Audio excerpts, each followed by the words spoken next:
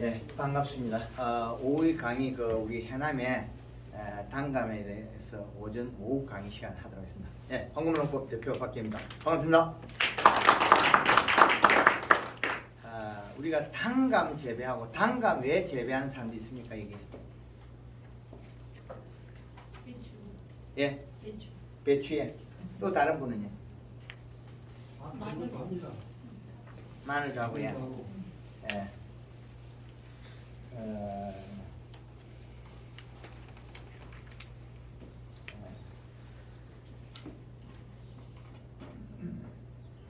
단감 여기서는 배추 여기는 무는 안 하죠. 네. 네. 고추도 있고. 고추도 있고요. 마늘. 마늘 뽑기 힘들어서 잘 안 한다 아닌가요? 여기도 마늘 많이 합니다.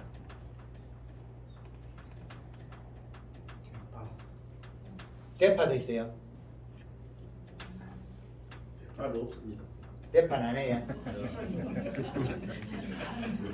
한다. 한대요. 하신 분 한 사람 있는 것 같죠. 맞아요. 감자를 많이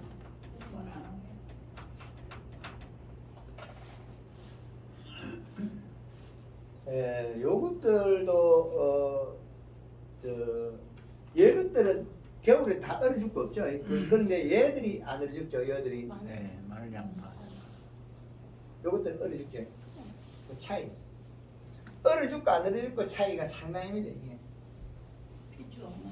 네, 얼어 죽는 것들은 한계의 온도 넘은 거고 얼어 죽지 않는 것도 동해가 일어나기 때문에 그건 뭐가 필요하냐? 탄수화물. 결국엔 탄수화물 그러면 이거 뭐 좋은 말 같은데 이게 간단히 얘기하면 설탕입니다. 설탕. 설탕을 주면 그 탄수화물을 공급받아서 잘 안 얼어지고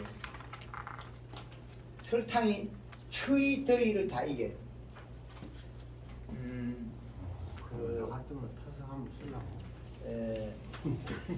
설탕은 얘가 고온 저온을 다 이겨요. 설탕은 얘가 역할은 고온과 저온을 다 조절해줘요. 근데 이게 이제 질소는 저온 온도를 낮춰줘요. 그 다음에 가리는 고온.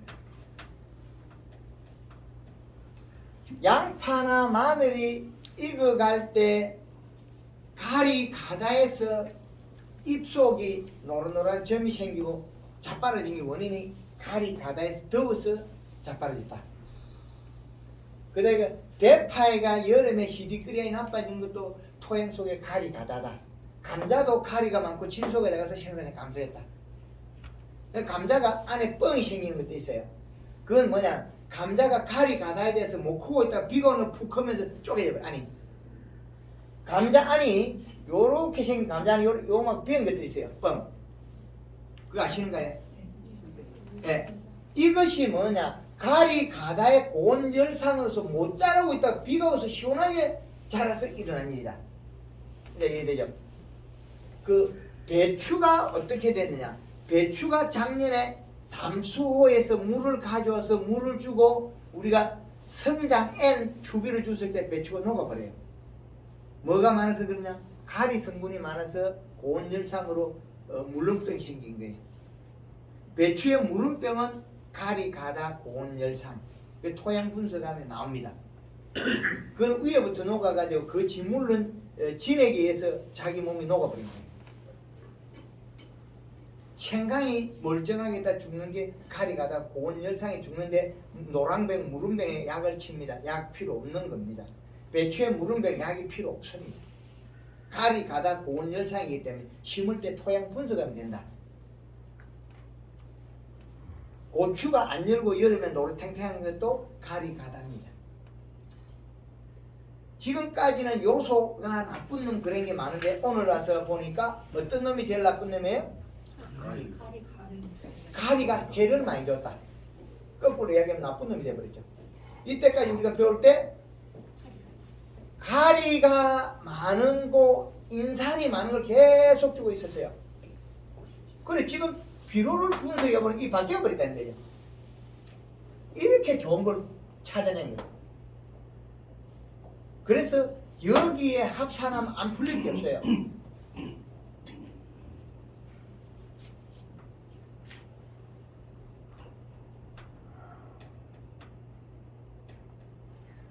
이 내용을 우리는 꼭 아시면 봄, 여름, 가을, 겨울 농사를 다 잘 될 수 있어요. 어떤 것이든지 이 사계절 이시값에 합산을 하면 된다.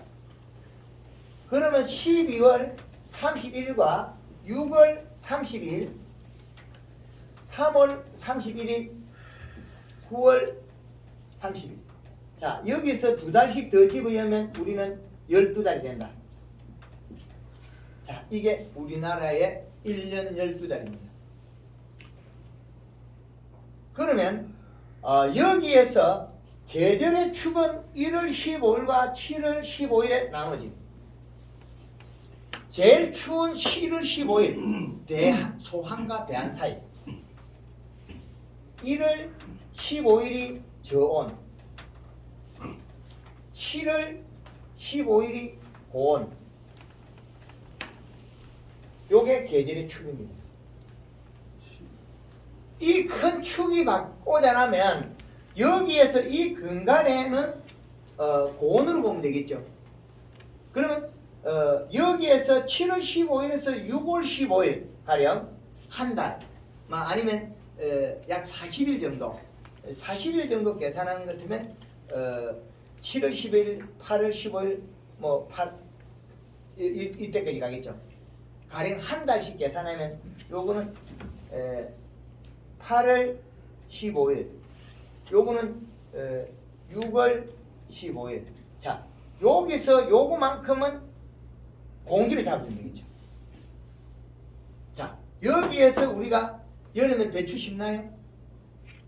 안 심죠? 네, 여기서는 잘 안 자라기 때문에 안 심습니다. 안개에서 그 씨앗을 심잖아요. 배추 씨는 배추 종자는 심죠? 이상 없잖아요. 상토에 그 가리가 없기 때문에 그래요. 상토에 가리 성분이 없기 때문에 괜찮은 거예요.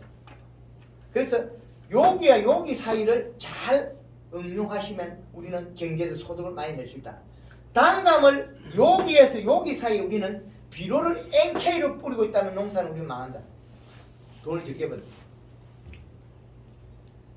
그래서 이 계절의 축을 찾아놓고 나면 소서와 대서 사이 7월 15일과 소한과 대하 사이 1월 15일에 우리나라의 계절의 축을 보면 됩니다. 이 큰 축을 뽑아내. 그래야만이 우리는 농사를 잘 지을 수 있는 기술이 된다. 6월 15일부터 8월 15일까지 공기로 확실한 공기를 잡으면 되죠. 그러면 우리는 죽을 날짜를 계산해서 농사를 예측할 수도 있어요. 봄에 기비로 준 생강의 비료가 7월 말까지 질소가 있어가 안 죽어요. 8월 달 되면 생강이 죽어요. 언제까지냐? 9월 중순까지 죽어버려요. 9월 중순 되면 태풍이 불고 비가 오가 생강이 죽던 자리도 살아나요. 고창의 복분자가 8월 달 되면 죽어버려요. 복분자가 뿌리가 내리고 언덕에 땅에 내가 있으면 안 죽어요. 풀약을 치도 안 죽는데 왜 우리가 죽냐고. 인삼은 6월달부터 죽어요. 인삼은 잎이 노리탱탱하니까 마그네슘 결핍처럼 해가 죽거든요. 그게 마그네슘 결핍이 아니고 질소 부족에 의한 마그네슘 결핍증이 나타난 거죠. 질소가 없어서. 그래서 인삼이 여름에 죽을 때 보면 잎이 노리탱탱하게 툭 떨어지고 죽어요. 그 고온으로서 일어난 일이에요. 다 지금 나쁜 것들만 찾아내가지고 끄집어내는 이야기 하잖아요. 그런데 여름에 덥다고 해서 고구마가 죽던가요? 절대 안 죽어요. 그런데 여름에 더우면 감자는 죽어버려요. 그럼 감자는 좀 저온에 자라는 식물이고 고구마는 고온에 자라는 식물이고 두 가지가 달라요. 그래서 그렇습니다. 그래서 고온에 자라는 식물과 저온에 자라는 식물을 일단은 나누고 거기에다 우리가 재배되는 단감을 합해야 된다. 이제 이해되나요? 네. 단감이 우리가 비배 관리가 여기에서 잘못됐을 거예요. 안 자랐다.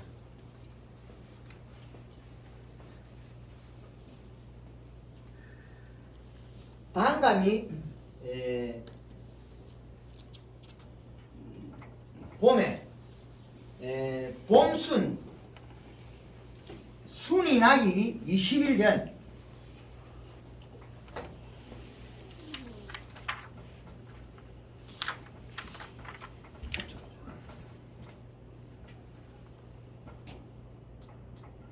목매 10일 올드 그린 2리터에 설탕 5kg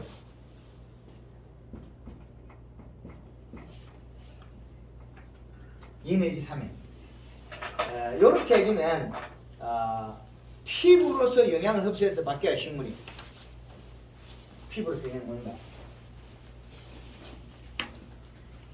피부로서 영양을 먹어서 나무가 봄 되면 풀어져요. 풀어지면 그 영양을 에너지화 쓴다. 그러면 바뀌어요. 그래서 봄에는 목매 시비가 상당히 중요하다. 이거는 우리가 꽃눈을 키우고 잎눈을 키우고 가지눈을 키운 그 체내 영양을 만드는데 봄에 전년도에 체내 저장양분 축적한 양처럼 봄에도 영양을 늘릴 수 있다. 목매 시비는 체내 저장양분 확보에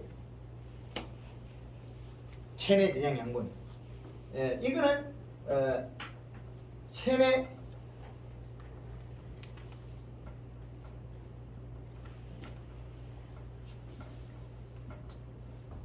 저장양분 보충으로 보면 됩니다.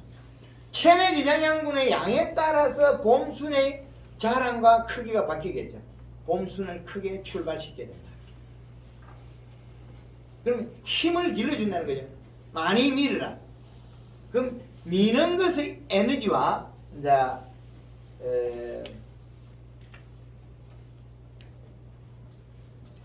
봄순이 났을 때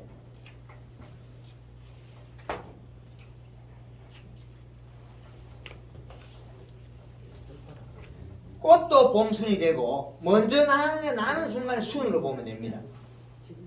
꽃이 피는 장미나.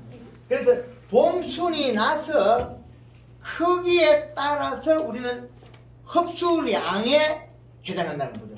봄순. 그러면 꽃이 먼저 만개해서 장애가 일어날 것 같다. 그런 것들은 꽃 핀 상태에서 연면시비를 해서 꽃에다가 영양을 공급시켜서 봄에 봄 냉해를 막을 수 있더라. 배나 사과가 꽃이 피었을 때 냉해가 일어날 수 있다는 거죠. 그 단감도 영암 쪽에는 봄순이 나가 냉해가 일어나는 경우가 있어요. 그러면 잎이 안 커요. 그 해는 잎이 짜버려져요. 잎이 작아지고 과일도 별로 안 크는 해가 있어요. 그게 봄 냉해입니다. 그 봄 냉해가 일어났을 때는 봄 냉해로 접어두고 횡이 적은 거지 종이 적을 그렇게 있어요. 또 나누면 되거든요. 그래서 한 부분 우리는 풀을 헤쳐서 그 부분을 성장을 시키면 됩니다. 봄순이 났을 때는 이제는 연면식이 되는 겁니다.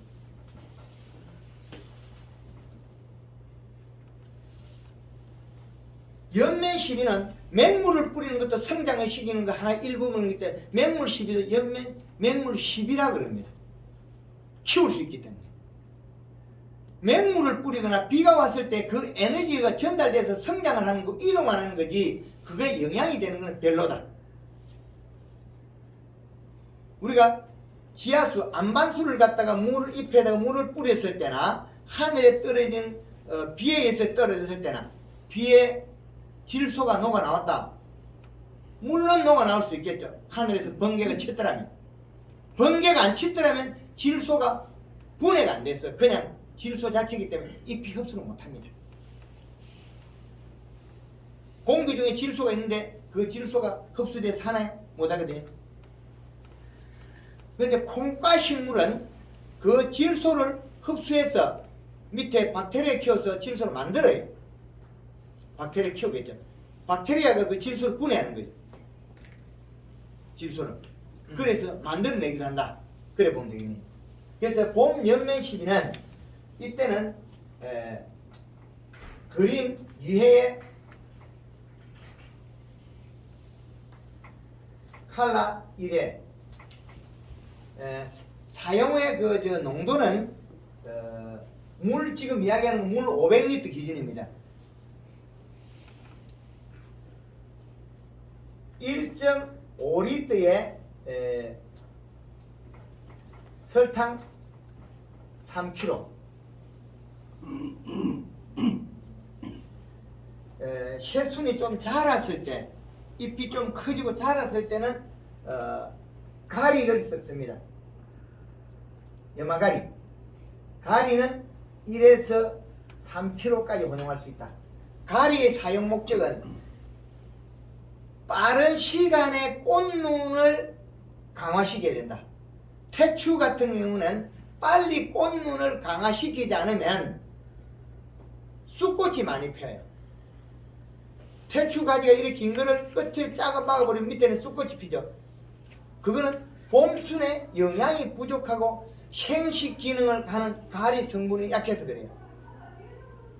가리가 얼마나 좋으냐면 이 가리는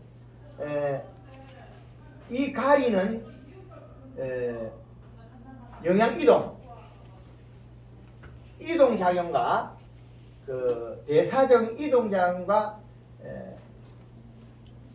생식 기능을 많이 가지고 있습니다. 영양을 이동하고 생식 기능을 많이 가지고 따뜻한 성질의 비료입니다. 고온이라는 것입니다. 온도가 따뜻한 성질, 따뜻한 역할을 합니다. 그래서 가리는 봄에도 집중적으로 꽃눈 분화나 대사적인 원활 영양 이동에서 필요하고 가을에 많이 필요한 성질이다. 그래서 가리는 이렇게 좋은 성질을 대사적에서 많이 가지고 있다. 아주 좋은 겁니다. 이놈이. 가리가 좋은 겁니다.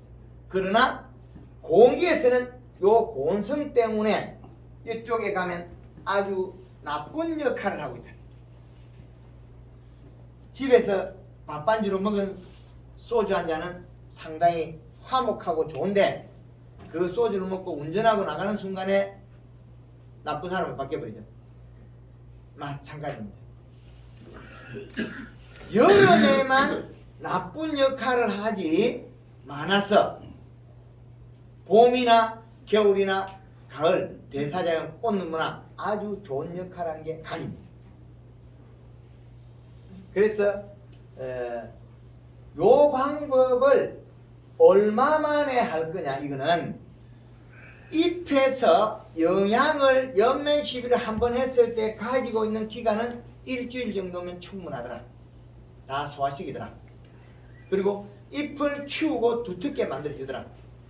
그러나 이거는 오래 가지 않더라. 이거는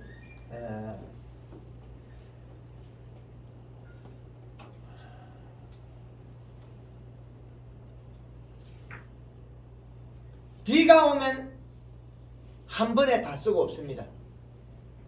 연면십이 어제 했는데 비가 이틀 와버렸다. 꽉 없습니다. 다 자라버렸어요.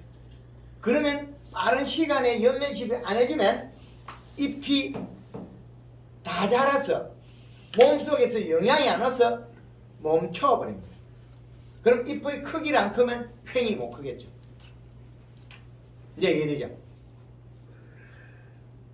아니 어제 연면십 했는데 왜 내일 또 해라 그럴까? 식물이 다 자라버리고 없으니까 할 수밖에 없습니다. 어쩔 수 없이 한다. 그러면 비가 오기 전에 우리가 살포했는데 비 오고 나서 또 해라 그런다. 그건 이상하잖아요. 그것 때문에 원리 때문에 그렇다. 그러면 비 오기 전이 좋으냐 후가 좋으냐 이래 되겠죠. 그럼 횟수를 넓히기 위해서는 비 오기 전에 일단 하고 비 오고 난 뒤에 하면 좋은데, 횟수를 줄이려면 비 오고 난 뒤에만 해주는, 비가 많이 온다 그러면 하지 말고 있다 비 오고 난 뒤에 바로 가세요. 그리고 7일 내지 10일 간격을 해주면 잎에 영향을 가지고 있다. 봄수는 체내 저장 양분에 의해서 움직이기 때문에 그렇습니다. 지가 생산을 못하거든요. 사용만 한다. 그래서 잎이 두꺼워져서 이 영양소가 내려가면서 살을 찌워야 된다.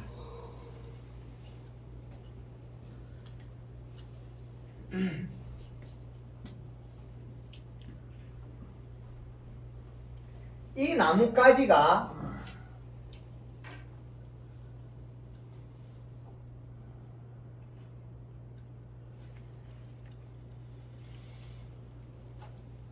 자, 잎을 가지고 있다. 이 잎의 크기는 체내 저장 양분과 초기 옆면 시비에서 잎의 크기를 결정한다. 그리고 햇볕을 많이 받아서 웃자람을 방지하는 설탕이 들어간다. 요겁니다. 복숭아에 설탕을 계속 쓰면 복숭아 털에 설탕이 배기가 나빠지기도 합니다.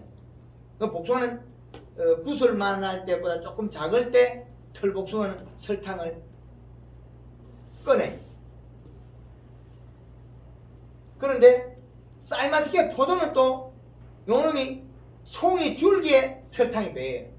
그래서 어릴 때 조금 쓰고 안 써야 돼요. 왜? 성냥 화약만 하거나 포도 알이 파달보다 작을 때 설탕을 3kg에서 줄여야 돼요. 그렇지 않으면 이 포도 송이에 설탕이 묻어서 그 설탕이 해가 되지 않으나 곰팡이가 핀다.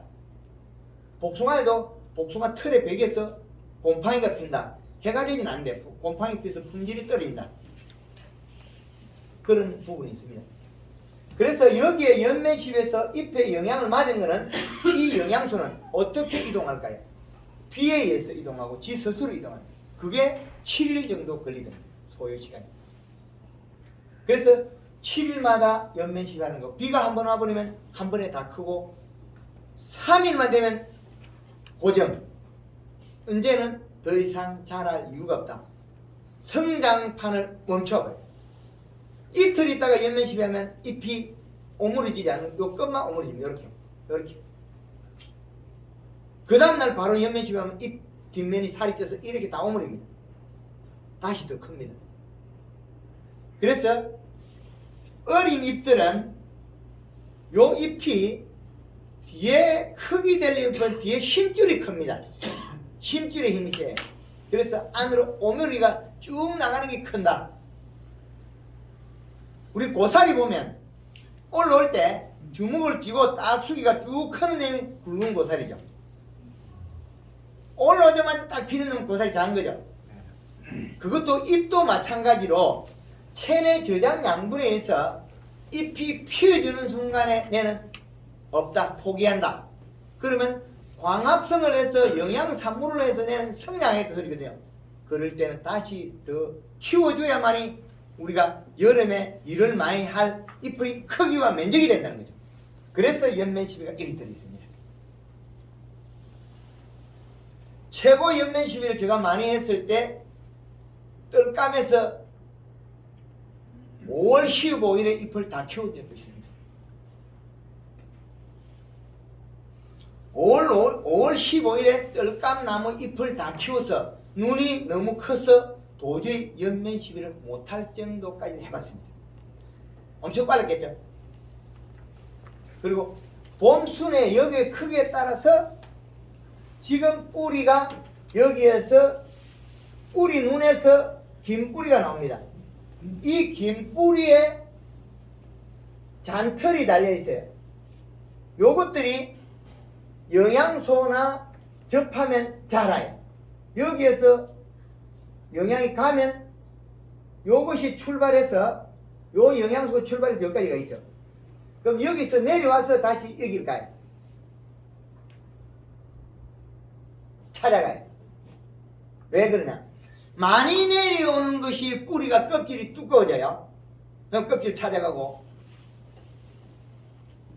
위에서 내려갈 때. 그러면 내려가면서 안에 또 목질부를 살을 찧어요. 이 나무에 나이테 요 부분에 살을 채로 보면 만든다는 거예요. 나이테. 그래서 이 부분에 살이 쪄서 요 부분이 목질부, 체간부. 체간부를 통해서 뿌리는 게 여기가 전달돼요. 그러면 요 봄순이 여기에 있는 봄순에 이놈이 여기 큰 가지까지 연결해져요. 좀 굵은 데까지. 요 놈이 요 수는 여기에서 여기까지 정도는 연결해져야 돼요. 그러면 여기에서는 연결이 바로 됐네. 굵은 데서. 그래서 내려가면서 살을 찌워준 곳에 다시 돌려줘요. 왜? 겨울에 봄순이 나가서 영양 생산을 안 하면 그게 영양을 공급을 안 해줘요. 그럼 좋은 영양소가 가는 곳을 계속 이동해서 성장하고 생육을 한다. 그렇지 않으면 작년까지 좋은데 계속 보내면 그늘이 찌서 이게 죽어버려요. 영양 생산을 못 한다는 거예요. 영양을 보내도 광합성을 못 하니까. 그래서 영양 생산을 못 한다. 그래서 초기 봄 연매 시비는 봄순을 살을 찌워서 봄순에 열려있는 과실을 키우는 거다. 근데 이렇게 해놓으면 여름에 도장지가 적게 난다. 이건 1차적인 거. 봄순을 키워서 도장지를 못 나게 만드는 방법. 그 다음으로서는 연매 시비는 이 방법을 사용한다. 그런데 봄에는 더 자주 해주는 게 더 좋다. 비에 따라서. 이게 결정이 끝나기 때문에. 봄에 연매 시비는 비가 오지 않는 때는 3일마다 해뿌리면 딱 굳어서 못 자라요. 잎이 돌덩이처럼 굳어가지고 썰이 맞은 것처럼 경화가 돼서 안 됩니다. 망치게 영사는. 일주일 만에 비가 안 올 때는 정상입니다. 비가 올 때는 비가 오고 난 뒤에 전후로 하면 3일 이틀 만에 할 수가 있어요. 비 오기 전에 3일 전에 연면식 했더니 내일 비 온다 그러니까 오늘 또 연면식 한다는 거예요. 왜? 이미 먼저 한 것들은 여기서 양쪽 이동했다. 그럼 다시 해도 오늘 저녁에 확실히 비가 오니까 연면식 해도 또 같이 이동하죠. 뿌리를 이동한다. 그 다음에 이동하면서 비에 의해서 성장을 한다. 성장하고 나면 잎이 비었다. 잎이 비었으면 다시 보충해놔야만이 잎의 크기를 큰다는 거죠. 이렇게 됩니다. 그래서 1년의 대사가 봄에 결정하는 거, 여름에 결정하는 거, 여름에 먹는 거 다 다르다. 그래서 이거는 연매 시비는 일주일에서 10일 간격이 제일 좋더라. 그러나 비가 오면 더 자주 해라. 비가 오면 전과 불을 이용해서 같이 해줘라. 내가 품질을 향상시키기 위해서 여기까지가 이 사계절 농사에서 여기에 봄에 해당합니다. 그러면 우리는 5월 10며칠 되면 감속으로 가죠. 조금 정리하는 거죠. 5월 5일에 5일에서 10일 사이에 들어요. 예, 이제 하러 가죠. 그때 가보면 잎이 어떤 애는 노릇짝한 것도 있고 집집마다 다 다르죠. 그게 저것 때문에 그렇습니다. 봄의 영향 때문에. 그때 가보면 될럼 안 될럼 대충 알아요. 아, 이 집에 올게 감 좀 되겠다 안 되겠다 이미 알아. 부지런히 해보면은 엄청 커볼까요? 봄에만 큰다. 봄에만 큰 게 가을에 큰 게 아니에요. 여기에서 봄에 그놈이 가을까지 안 가고 절대 안 가죠. 절대 못 가죠. 여기 가리라는 복병이 있기 때문에. 토양 속에. 여기에서 봄에 우리 토양 분석을 해요. 토양 분석에서 요거를 해서 시비가 들어가야 되는 거죠. 우리가 토양 분석 인상가리 가다 돼 있으면 아무것도 안 주면 되죠. 요소만 주면 되니까. 근데 더운 성질의 비료가 많이 구성되어 있으면 시원한 성질의 비료를 구성하면 돼요. 토양 분석을 하는데 탭이 비로 주는 자리에 5cm 흙을 걷어내고 그 흙을 떠서 분석하면 된다. 그래서 이 시값에 준하면 된다. 이 분석했을 때 여기에 봄에 연면 시비가 좋았다. 4월 말, 5월 말까지 6월 달 돼서 공기에 들어가거든요.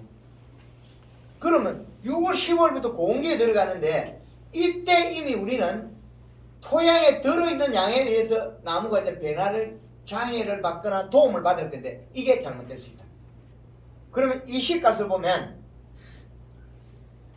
12월 달에 제일 좋은 게 1월 15일에 제일 좋은 게 이 시가 2.7이 제일 좋은 거다. 그래서 여기에서 마이너스 0.3을 해서 2.4를 해서 재배해라. 혹시 높아질 수 있으니까. 이렇게 가르쳐요. 그러면 봄에는 얼마냐? 2.1이더라. 가을에는 얼마냐? 2.1이더라. 이거는 전종에 해당하는 감에다가 보면 안 돼요. 마늘, 양파 여기 딱 맞는데 감은 가을에 높아지면 산도가 그런단 말이에요? 예? 산도가? 비료량, 비료야. 전기전도율. 그러면 여름에 공기 얼마냐? 1.8이더라. 이거는 100% 맞다고 보장을 할 수가 없습니다. 계절에 따라 다르고 온도에 따라 다르기 때문에. 그리고 여기에서 마이너스 0.3을 해서 봄에는 1.8의 이시를 해라. 여름에는 1.5의 이시값을 가져가라. 여기도 1.8의 이시값을 가져가라. 요 계절의 이시값을 안정화된 이시값을 발표해요. 그러면 남은 것은 옆색만 맞추면 돼요. 잎 색깔. 저 이시값에 옆색을 맞추면 동일한 방법이 나옵니다.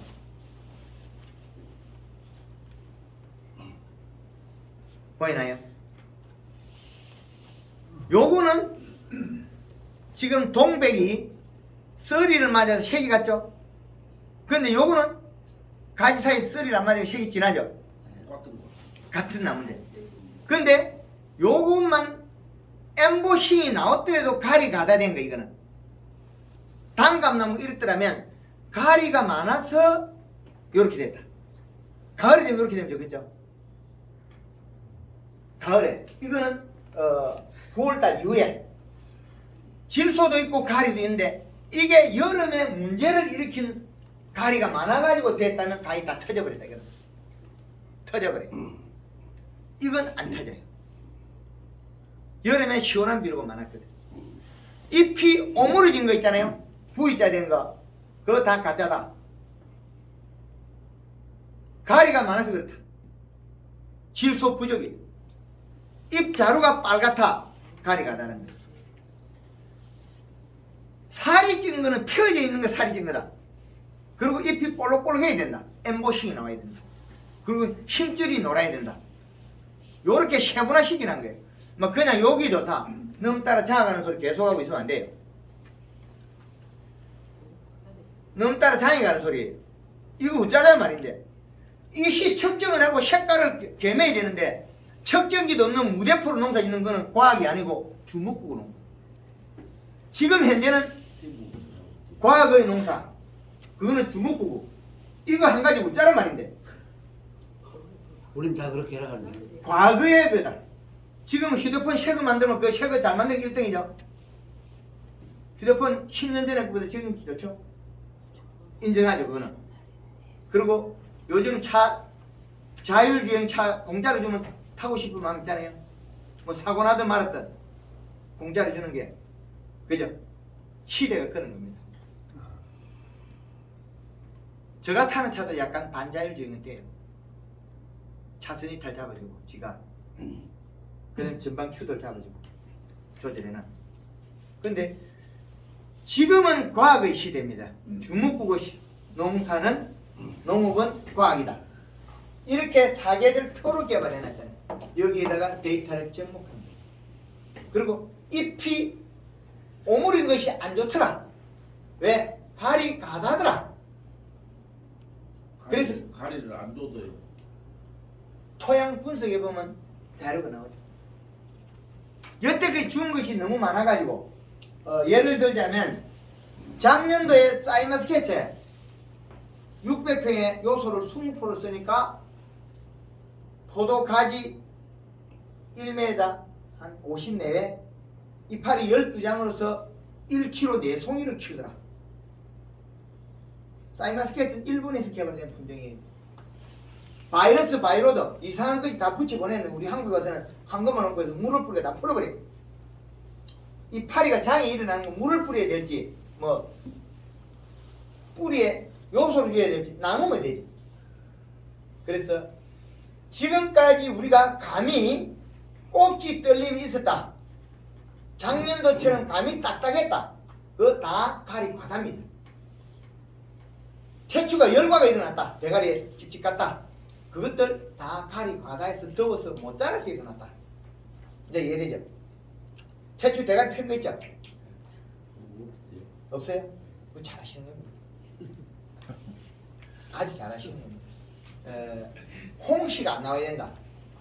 홍시가 나온다 소리는 가을에 감이 한쪽에 떨렸다 소리고 한쪽에 왜 떨렸을까요?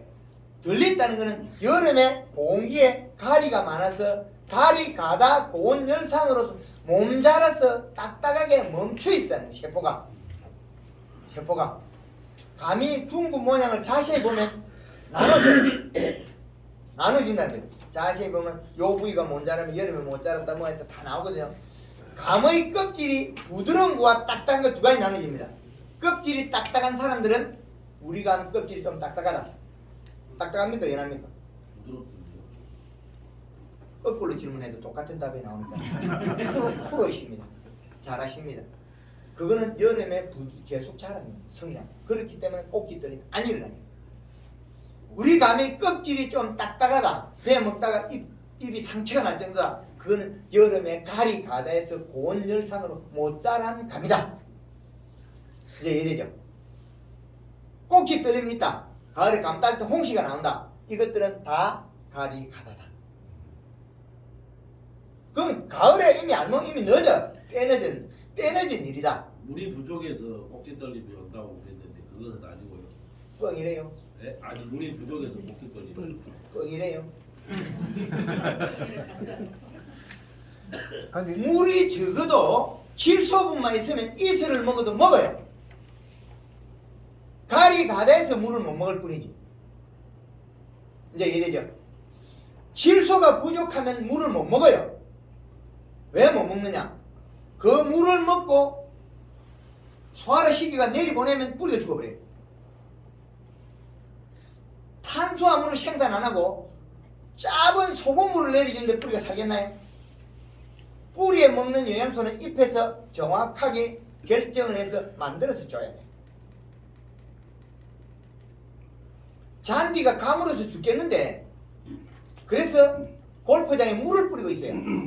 물을 뿌리면 자라고 자라고 잔디 굶어서 죽어요. 잔디가 굶어 죽어버려요. 물을 줬는데 굶어 죽었단 말이 이상하죠? 맹물을 먹었으니까. 그래서 경남 어령에 가면 가수원에 자갈바산에 저수지에다 쿨러를 딱 집어해가지고 물을 담아다 봄에 물을 뿌려. 봄에는 감이 커서 놀라고 가을에는 감이 작아서 놀라고.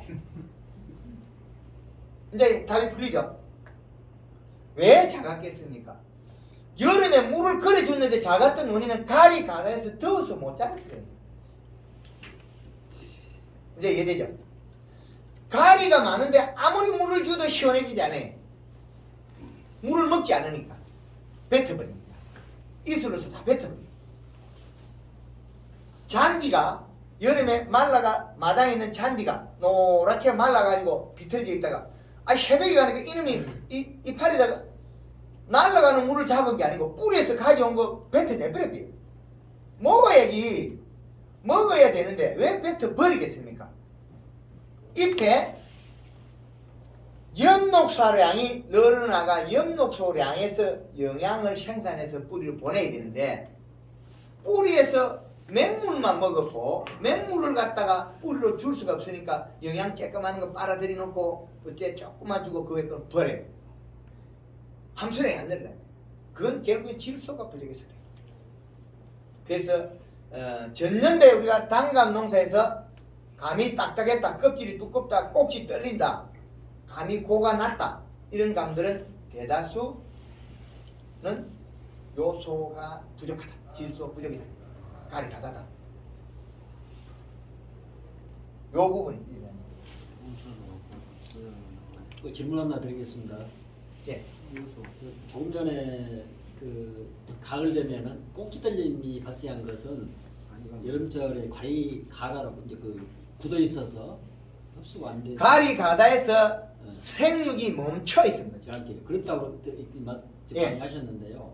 저희가 지금까지 저희들이 그 배운 것은 5월달에 4월 5월달에 그 꼭지에 있는 세포가 성장할 시기인데 그때 영양이 부족해서 꼭지 세포는 안 크고 이제 간만 계속 가버려서 그 떨림 현상이 온다 그렇게 저장량거든요. 그것도 뻥입니다. 예? 그것도 뻥입니다.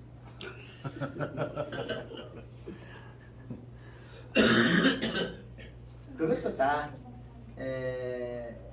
지금 이야기했잖아요.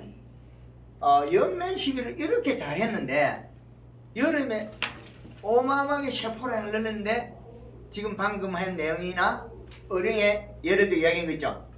어령에 봄에 예. 쿨로 물뿌리가 잘 키워놨는데 여름에 이 공기에 가리 가다에서 멈춰. 제주도 밀감이 더워서 다 톡톡톡톡 떨어져요. 요만한 것들이 떨어지다가 6월달 넘게 되면 요만한 건 이제 쪼개져. 그것들을 가보면 잎에 노란 반점이 생겨 있어요. 노란 반점. 하우스에 있는 애호박, 오이, 가지, 노란 반점이 생기고 얼룩얼룩 생겨요. 같이. 그것들은 마그네슘 결핍이라고 그러는데 마그네슘 결핍이 아니고 원인은 질소 부족에서 온 거예요. 일반적으로 이제 우리가 그런 부분을 보면은 학교에서는 고온 장애라고 이렇게 해가지고 그냥 칭해버리거든요. 질소란 부정 말한 게 아니고. 무지는 끝이 없습니다. 답은 다 줘요. 우리가 그 중학생한테 가서 뭐 우리 감밭에 가서 야 우리 감이 안 큰다 그러면 아저씨 이거 있어 가르쳐줄 거예요. 저도 30몇 년 실패도 답을 못 찾았던 게 여기에다 다 집어해놨습니다. 32년 동안 개발했다가 만들어낸 거는 연면 시비해서 식물을 봄에 키우는 방법을 개발해낸 거예요. 셰프량 봄에.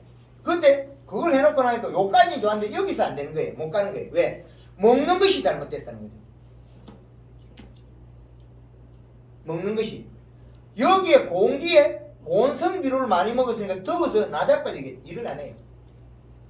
그래서 이러는 거예요. 제주도에 가서 그 백합 농사 짓는데 1년에 2번씩 농사를 지어요. 3년 동안에 퇴비 비료 안 줘요. 요소만 주지. 토양 분석은 많은데 이파리 색깔 보면 사진 찍어 학교하면 보이는데 요것도 보이잖아요. 그죠? 이해가 되죠? 가리가다 맞은 거. 그래서 잎이 노래지다가 더 노래지면 우리 뭐랍니까? 마그네슘 결핍 그러죠. 마그네슘이 지금 현재 없을 뿐이지 이 원인 앞에 가면 질소 부족에서 일어난 일이에요. 마그네슘 살포했는데 치료가 안 돼요.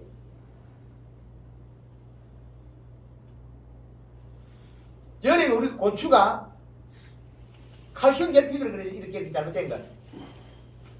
우짜라면 질소 부족, 우짜라면 시드름이거든요. 질소 부족에 의한 시드름인데 시들어서 일어난 일인데 질소가 우짜라 질소 부족에서 우짜라서 시들었다. 이걸 갖다 뭐래요? 칼슘 치라 그러죠. 쉴댐 소리 하는 거예요. 비료량이 근본적으로 이 데이터가 안 맞아서 일어난 거죠. 비료량은 들리지. 뭐만 조금 잘못되면 칼슘 영양제 장사 돈 잘 벌게 만드는 농법을 계속 만들어내고 있어요. 결과가 칼슘이 결핍되더라도 원인은 그 반대편에 있어요.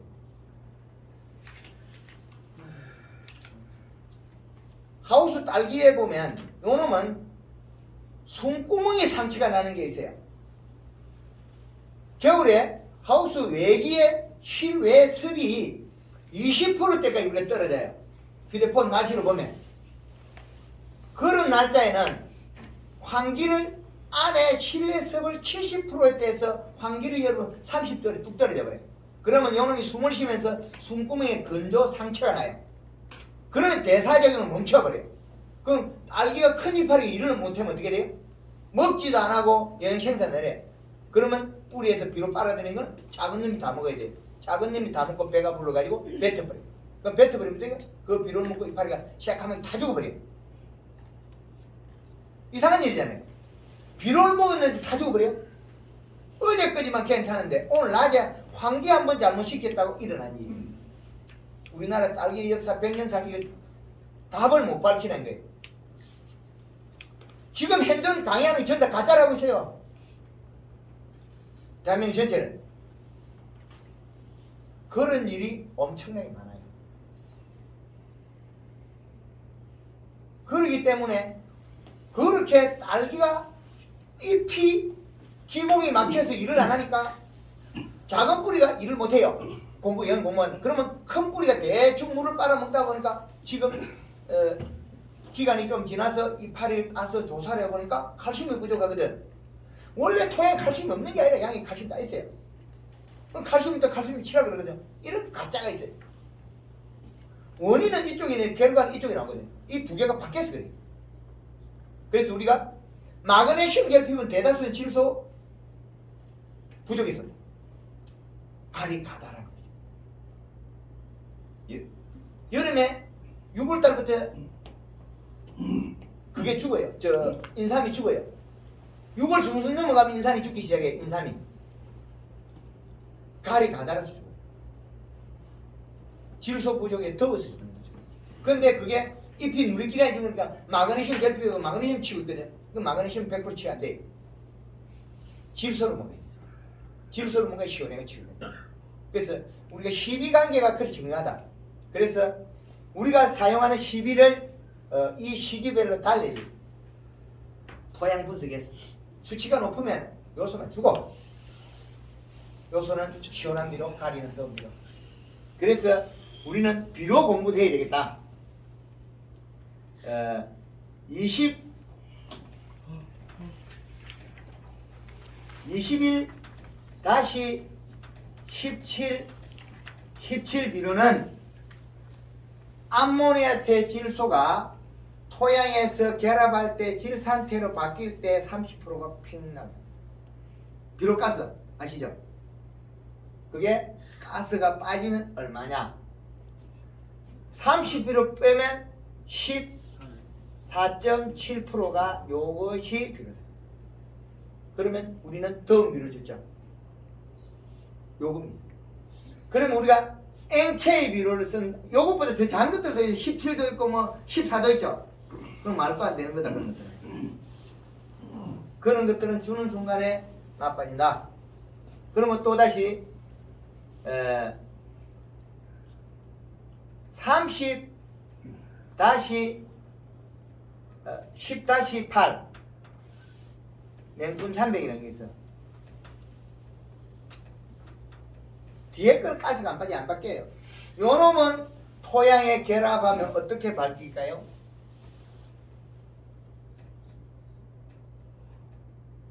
이 10에 10에 8이니까 비료 좋은 비료입니다. 우리나라의 체형에 맞는 비료다. 그런데 얘를 갖다 겨울에 쓰기는 코팅되지 않으면 좀 문제가 있어요. 차기 때문에. 근데 겨울에 써도 괜찮다. 마늘 양파에도. 그 연면십이라서 설탕을 연면십에 해주면 되니까. 마늘 양파에. 연면십에 설탕. 그리고 이제 우리가 NK 비료가 30-0에 12가 있어요. 요 놈은 가스가 빠지면 토양 결합하는 가용수 지수는 20이 된다. 그 다음에 우리가 18-NK가 있어요.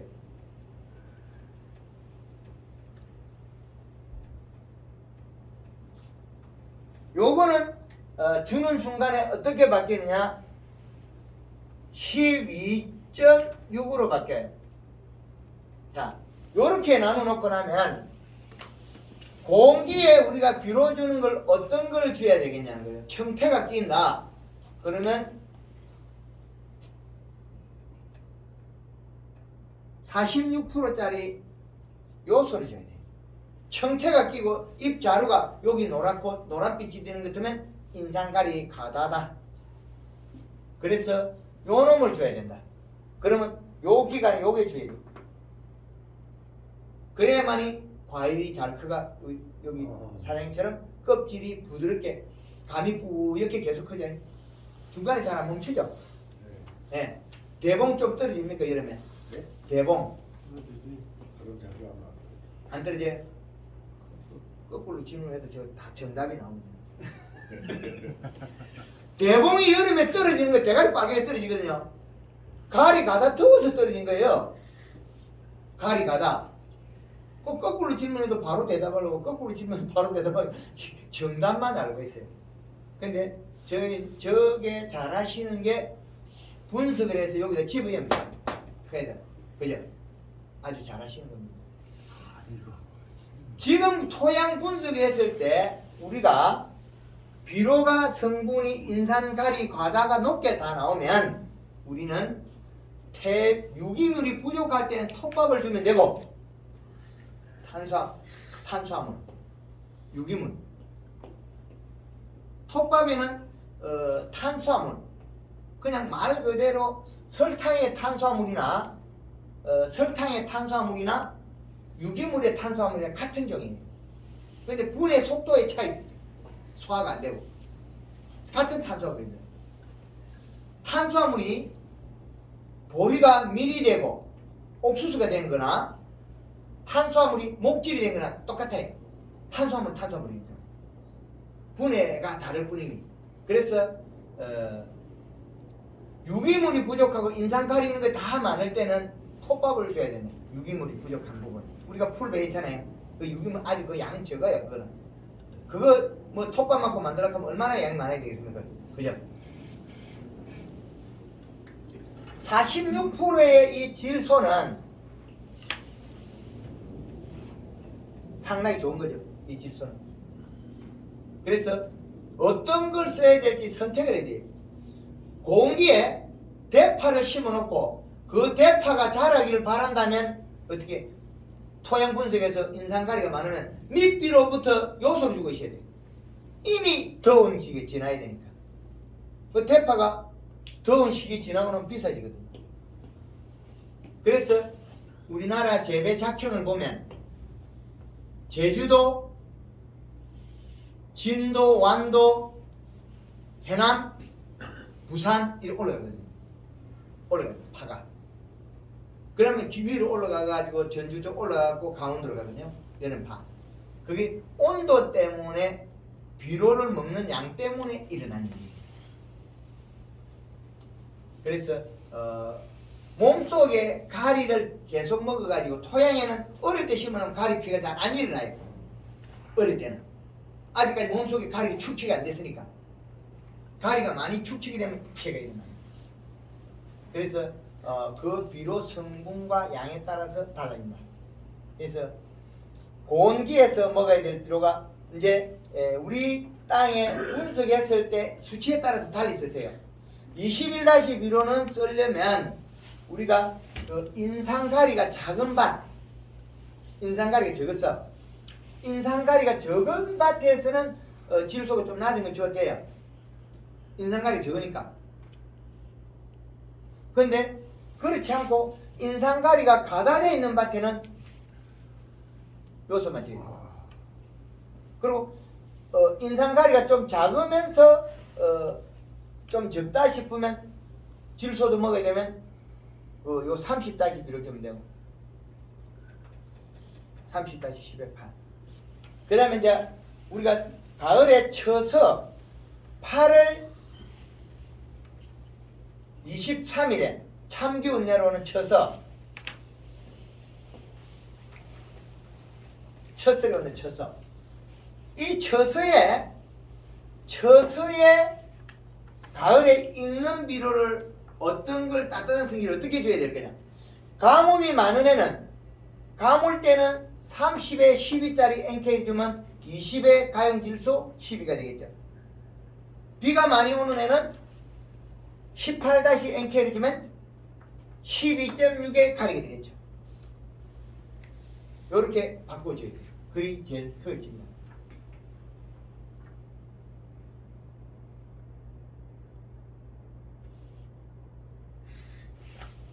요 부분 더 질문 있습니까? 여기까지가 농사가 거의 끝나버립니다. 대봉이 떨어지는 농가들은 거의 대대적 인상가리 가담이죠. 질소 부족. 저 거꾸로 질문해서 답을 바로 한 사람 있잖아요. 대봉이 떨어집니까? 안 떨어진다. 안 떨어진다는 건 우리 집 농장에는 가리 가다가 된 농장이 아니다. 강 껍질이 딱딱하냐 물으면 강 껍질이 부드럽다. 우리 집은 여름에도 감이 잘 크고 있다. 이런 답을 준다는 거예요. 그래서 감이 안 자라고 여름에 멈추고 색깔이 노릇자가 돈다는 거는 거의 대다수 가리 가다다. 그 요소를 줘보면 쑥 크다 또 멈춰버려요. 그 다른 사람들은 이제 선생님이 이제 인산에 대해서는 전혀 얘기를 안 하는데 다른 사람들은 인산을 지금 겨울에 주라고 그랬거든요. 그러면 뭐 인산이 시일 때는 왜 줘? 나무 거 청태가 튀어나오는데 네? 많이 먹어갖고 몸으로 튀어나와요.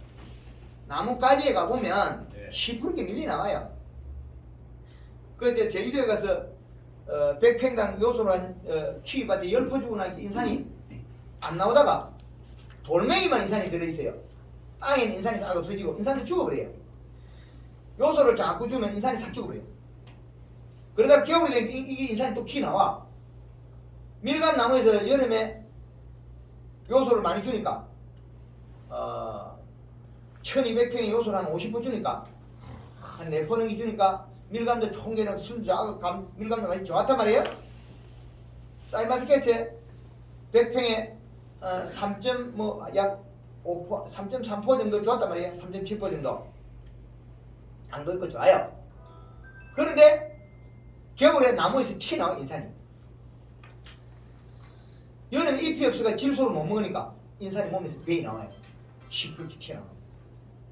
키위 나무도 잎이 있을 때는 나무 몸속에서 인산이 안 튀어나오다가 잎이 떨어지면 인산이 튀어나와요. 그만큼 분자 단위들은 달라요. 행동하는 게. 인산 그 실 때문에 많이 주면 안 돼요. 토질 오염식이 돼. 국가적인 낭비, 자연 오염, 인건비 들여, 돈 들여, 경제적 손실이다. 토양 분석하면 안 줘도 된다. 그 토양 분석한 거는 냈다나 안 하고 뭐 척경기도 하나 없는 사람이 뭘 강의라고 나자빠져 있어. 과학적인 근거 없이 강의를 하면 누가 피해를 봐요? 농민들이 피해를 주는 거야. 농가들을. 과학적인 근거 없이 강의를 무대포로 하는 것 때문에 피해를 계속 양상해요.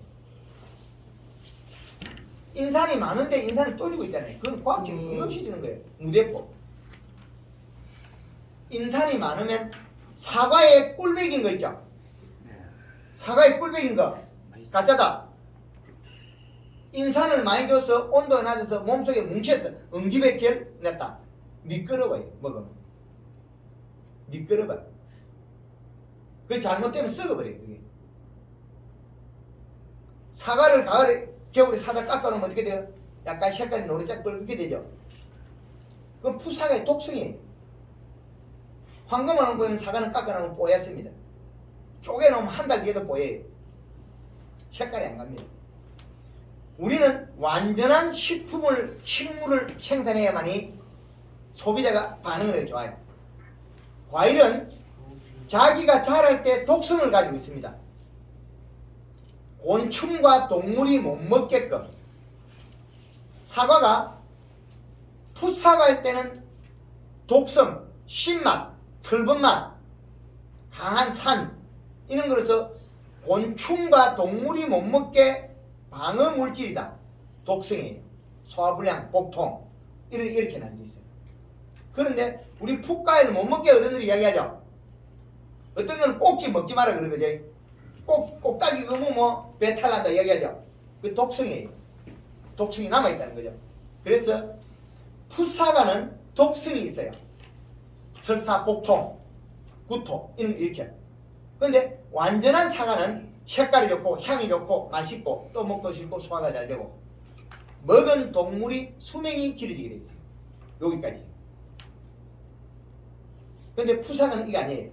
황금만 없고 사과는 색깔이 안 가요. 색깔이 안 간다. 그 말은 색깔이 변치 않는다는 것은 풋사과의 독성이 빠졌다. 그리고 배추 농사지가 먹으니까 입이 부드럽죠. 계속 땡기죠. 그겁니다. 맛이 바뀌어버려요. 씨앗을 번식하기 위한 그 작물들이 자란다. 은행이 잎이 푸를 때는 청산가리 내놔요. 벌레들 다 죽여요. 못 먹게. 내가 살면 되니까. 낙엽집 단풍이 들어가 낙엽집은 어떻게 혈액순환 찐꼬미로 바뀌어버려요. 밑에들 벌레들 뜯어먹고 소화를 시켜 똥을 싸서 잎을 분해서 내가 먹으려고 바꿔버려요. 완전히 다른 거죠. 그렇게 식물들은 진화론이 아주 잘 돼 있습니다. 동물도 진화가 잘 돼 있어요. 그런데 제일 엉뚱하게 진화하는 게 인간입니다. 자연을 제일 파괴를 많이 하고 제일 해를 많이 줘요. 우리가 옷 입고 밥숟가락 드는 건 얼마 안 돼요. 바다 미생물에서 진화했다면 얼마 기간 짧은 기간이에요. 이 짧은 기간에 많은 자연이 파괴되고 있어요. 거기다가 또 우리가 비료를 잘못 쓰면 더 자연을 파괴한다. 그래서 비료를 잘 사용해라. 이미 할 판이면 토양 분석에서 정확하게 적정량의 인산과 가리를 줄여줘야 됩니다. 필요 없는 거 쓸데없는 거 주고 토지 수질 오염만 시켰잖아요. 그래서 인산량을 줄이달라 그 말입니다. 그것만 줄여주면 인산가리 양만 줄여주면 우리가 원했던 과일은 큰 걸 내서 풍작을 할 수 있고 우리가 부유해질 수 있다. 그래서 단감은 과실나무는 과일 크기에 따라서 30% 크기를 키우면 가격은 2배로 바뀌겠죠. 그래서 생산량도 늘어나고 가격을 바꿀 수 있다. 여기까지가 상반기로 정리합니다. 7월 15일 이전.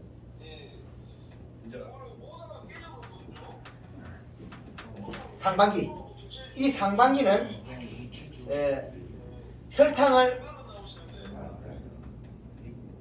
3kg까지 쓰고 가리를 1에서 3kg까지 쓴다.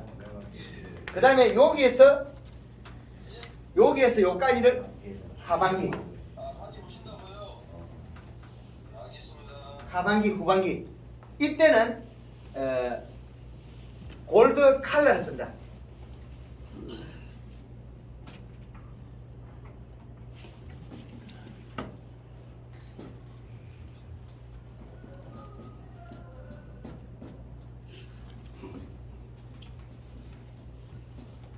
하반기보다는 후반기가 많겠죠. 7월 15일부터는 후반기로 써서 칼라 1.5리터에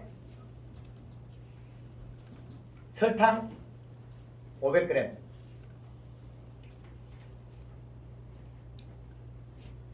가리를 쓴다면 500에서 최고 3kg까지 쓸 수 있는데 이 양은 내가 가지고 있는 양에 비례해서 해야 됩니다. 그 말은 비가 많이 오고 우리 잎이 힘줄이 안 노래진다. 요 잎의 힘줄이. 그럴 때는 가리양을 늘려야 됩니다. 그런데 가뭄에는 가리양을 늘리면 완전히 찌약입니다. 더워서 장애가 일어나겠죠. 연면시비. 그래서 요것들의 조화에 의해서 품질이 바뀌어버리죠. 대사작은 원활하게. 그러면 우리가 사용하는 후반기에 이렇게 옆면 시비해서 이게 밸런스를 잡아주는 거죠.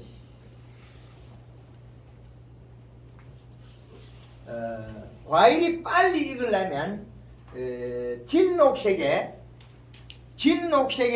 잎이 펴져 있고 엠보싱이 나와야 돼. 볼록볼록이 돼. 어릴 때는 잎이 뒤에 힘줄이 살이 좀 오며져 있어야 되고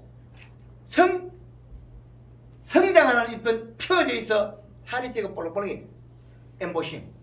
그리고 녹색이 나와야 되고 그리고 힘줄이 노랗게 칼이 성분이 있어 대사기에 원활하게 한다. 근데 노란 걸 넘어서 잎이 약간 노란 황빛이 너무 많이 나오고 잎 자루가 빨가면 칼이 가다예요. 잎 모가지 있잖아. 잎 자루 이게 빨개지면 안 돼. 칼이 가다다. 잎 자루가. 그래서 이렇게 하고 지금부터는 곧 고온기에서 저온기로 넘어가는 단계예요. 우리 감이 온도가 떨어질 때 있죠.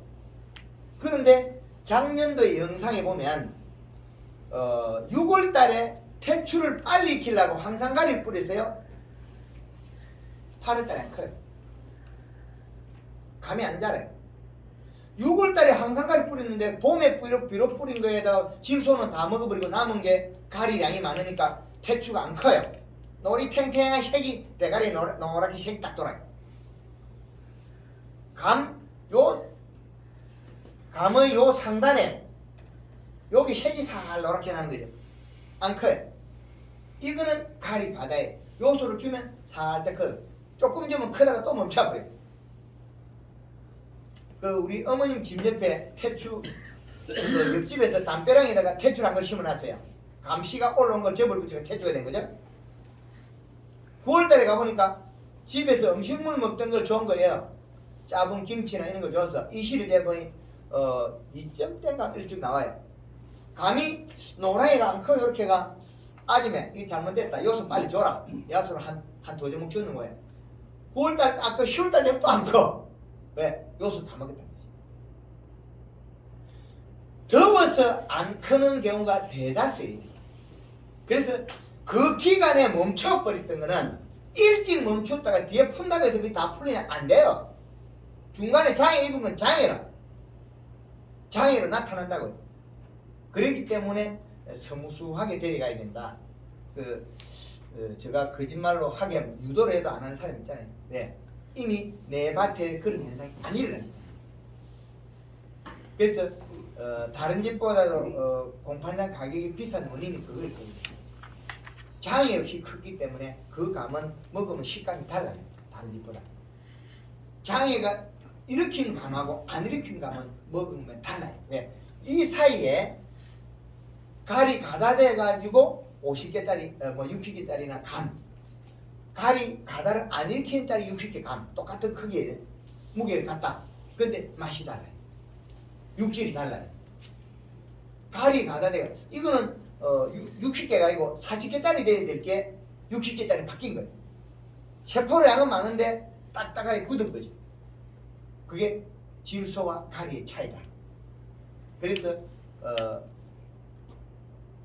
처서에 8월 23일 처서에 가을 비료를 쓸 건데 여기에는 여름 비료는 질소량이 많은 걸 쓰되 인산이 있으면 토양분이 있으면 요소만 써라. 그런데 처서에 대해서 감을 익히고 맛을 내고 해야 될 건데 이때 비료를 어떤 걸 쓸 거냐. 이때는 온도가 떨어지기 때문에 가리가 많은 걸 써도 되는데 18-5NK를 써도 되는데 요걸 쓰게 되면 어떻게 되느냐. 가뭄이 있는 애는 이걸 쓰면 나빠진다. 이걸 쓰면 비가 많이 오는 애는 요걸 쓰면 되겠죠. 이거는 비가 많이 해야 돼. 우기에 써야 돼. 비가 많이 와야 돼. 우기. 그 다음에 여기에 있는 요 NK는 30에 12 요거는 어디에 써야 되나. 이건 건기에 써야 돼. 건조한 날씨. 가뭄 때에 써야 돼. 그러면 감이 시원해서 가을에 때깔이 좋은 게 나온다. 요게 단감의 생육의 기본 룰입니다. 거기다 덧붙여서 당도까지 더 좋게 하려고. 골드그린 골드 칼로 요거 쓰면 대사작용 잘해가지고 완벽해. 그 사과에 깎아놨을 때 뽀얗게 만들고 양파에 요소를 주도 저장을 해도 하나도 안 물러지게 만들어. 양파에 당연히 요소를 줘야죠. 양파가 수확 때 다 돼가면 날이 덥잖아요. 요소를 주는 게 좋아요? NK 주는 게 좋아요?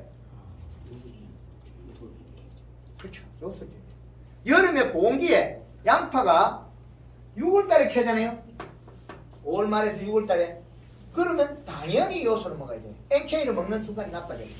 NK 먹으면 18다시 먹으면 나빠지고 30다시 NK 먹으면 괜찮아요. 다르죠? 이런 차이 때문에. 그래서 그 비료를 먹었을 때 성장을 하고 있는데 이걸 갖다가 소화를 시켜줘서 만드는 거예요. 그 소화제 역할을 게 칼라 여기서 요 역할을. 질문. 연면 시비할 때 요소로 연면 시비를 했을 때 혼합 비율을 어느 정도? 한 2kg까지 괜찮아요. 502kg까지요? 2kg. 1kg요? 2kg. 2kg. 2kg. 근데 목적이 충분해 이러면.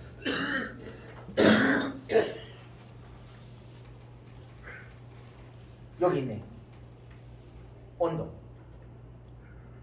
때문에. 그럼 이때 가서 요소를 써버리면 나빠지겠죠. 저온기로 가니까. 그죠? 여기도 잘못 나빠져요. 저온기니까. 그래서 고온기에는 도움을 되나 저온기에는 나빠져요. 그러면 여기에서는 가리 비율과 질소량이 맞아야 되는데 그게 안 맞으면 틀어지겠죠. 그래서 그 밸런스는 토양에 먹어야 될 거는 토양에 먹는 게 제일 좋다. 토양에. 그런다고 영양제만 좋은 거냐? 그렇지는 않습니다. 영양제는 비료보다 비쌉니다. 훨씬 비쌉니다.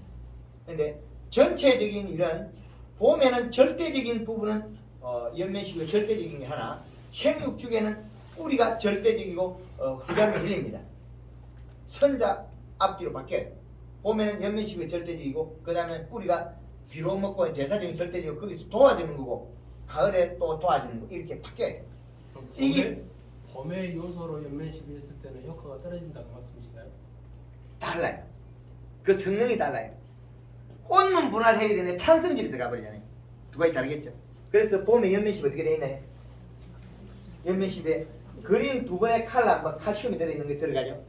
거기에다가 설탕이 들어가고 가리가 들어가잖아요. 근데 본인이 하는 건 요소만 되어 있죠. 요소는 어떻게 되어 있습니까? 질소는 저온이 되어 있죠. 이것 때문에 달라요. 행동이 바뀌었죠.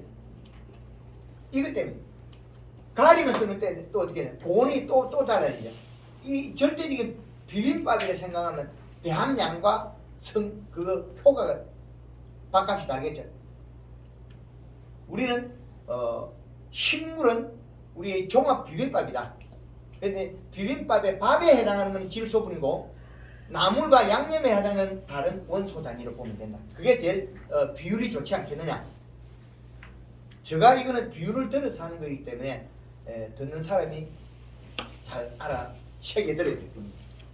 그래서 이렇게 해서 과일이 황금알 놓고 했을 때는 숙기가 빨라집니다. 복숭아도 빨라지고 다 빨라집니다.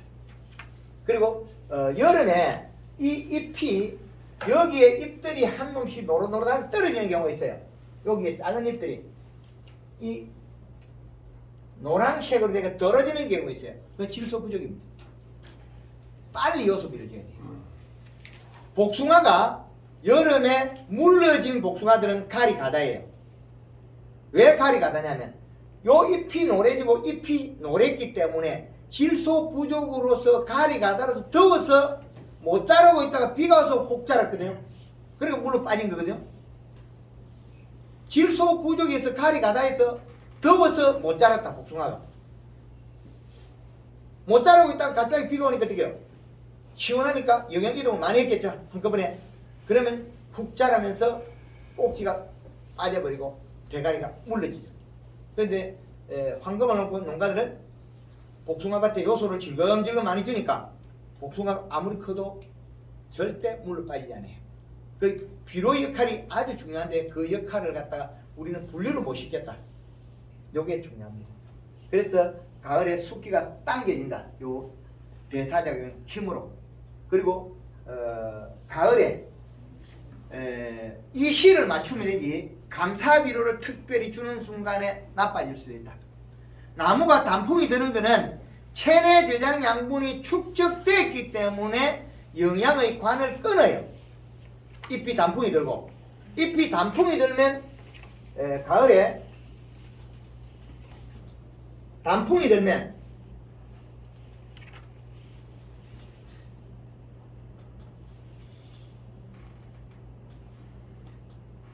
뿌리 노화해서 뿌리가 죽어요. 굵은 뿌리에서 뿌리 눈을 만들고 짠뿌리 쇠근이 죽어요. 쇠근이 죽이고 난 다음에 잎이 떨어야 되지. 쇠근이 살아있는 비료가 작아서 단풍이 안 들어서 얼어서 잎이 떨어지면 움직여요 나무가. 그래서 질소, 비료가 몸에 축적돼서 겨울에 동해가 일어난다. 그렇게 보시면 되겠습니다. 가을에는 단풍을 들여야 된다. 단풍 들일 때는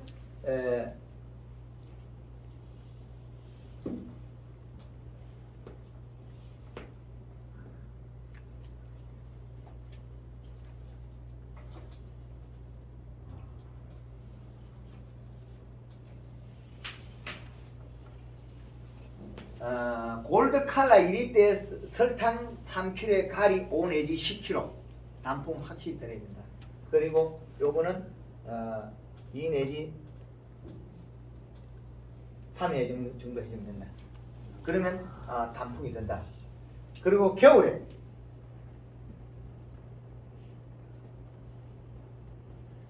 유막 코팅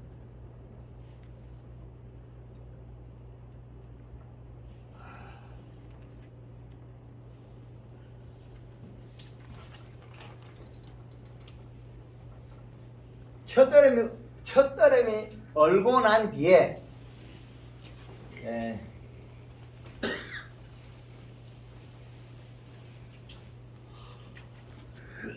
춘비 숨 쉬라.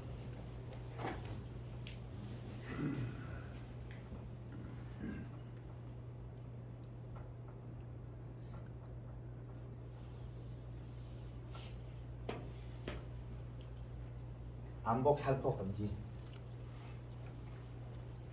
요렇게 하면 1년사가 단감에 1년사가 끝나는 겁니다.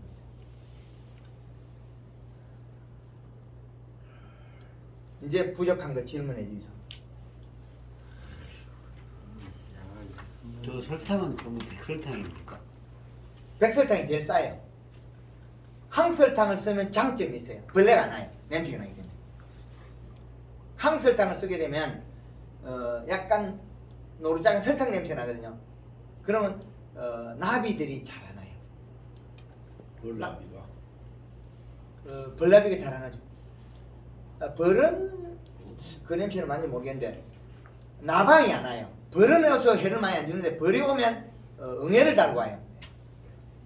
벌의 몸에 가시응애가 있어요. 그 사과밭에 가시응애, 딸기밭에 하우스에 가시응애, 그것들이 벌에 있는 거예요. 식물도 먹고 벌 새끼 그 유충에도 먹고 그래요. 그래서 유막 코팅을 바닥에 식용유를 뿌리주면, 제초제쓸 때 뿌리주면 벌레들이 안 와요. 응애들이. 그리고 겨울에 유막 코팅하면 깍지벌레나 겨울 동계방제가 돼요. 그 목매 시비에, 여기에 목매 시비에 이때에 식용유 5 내지 10리터에 콩콩을 3리터면 봄에 농약 안 써도 돼요. 이때에 목매 시비에 여기에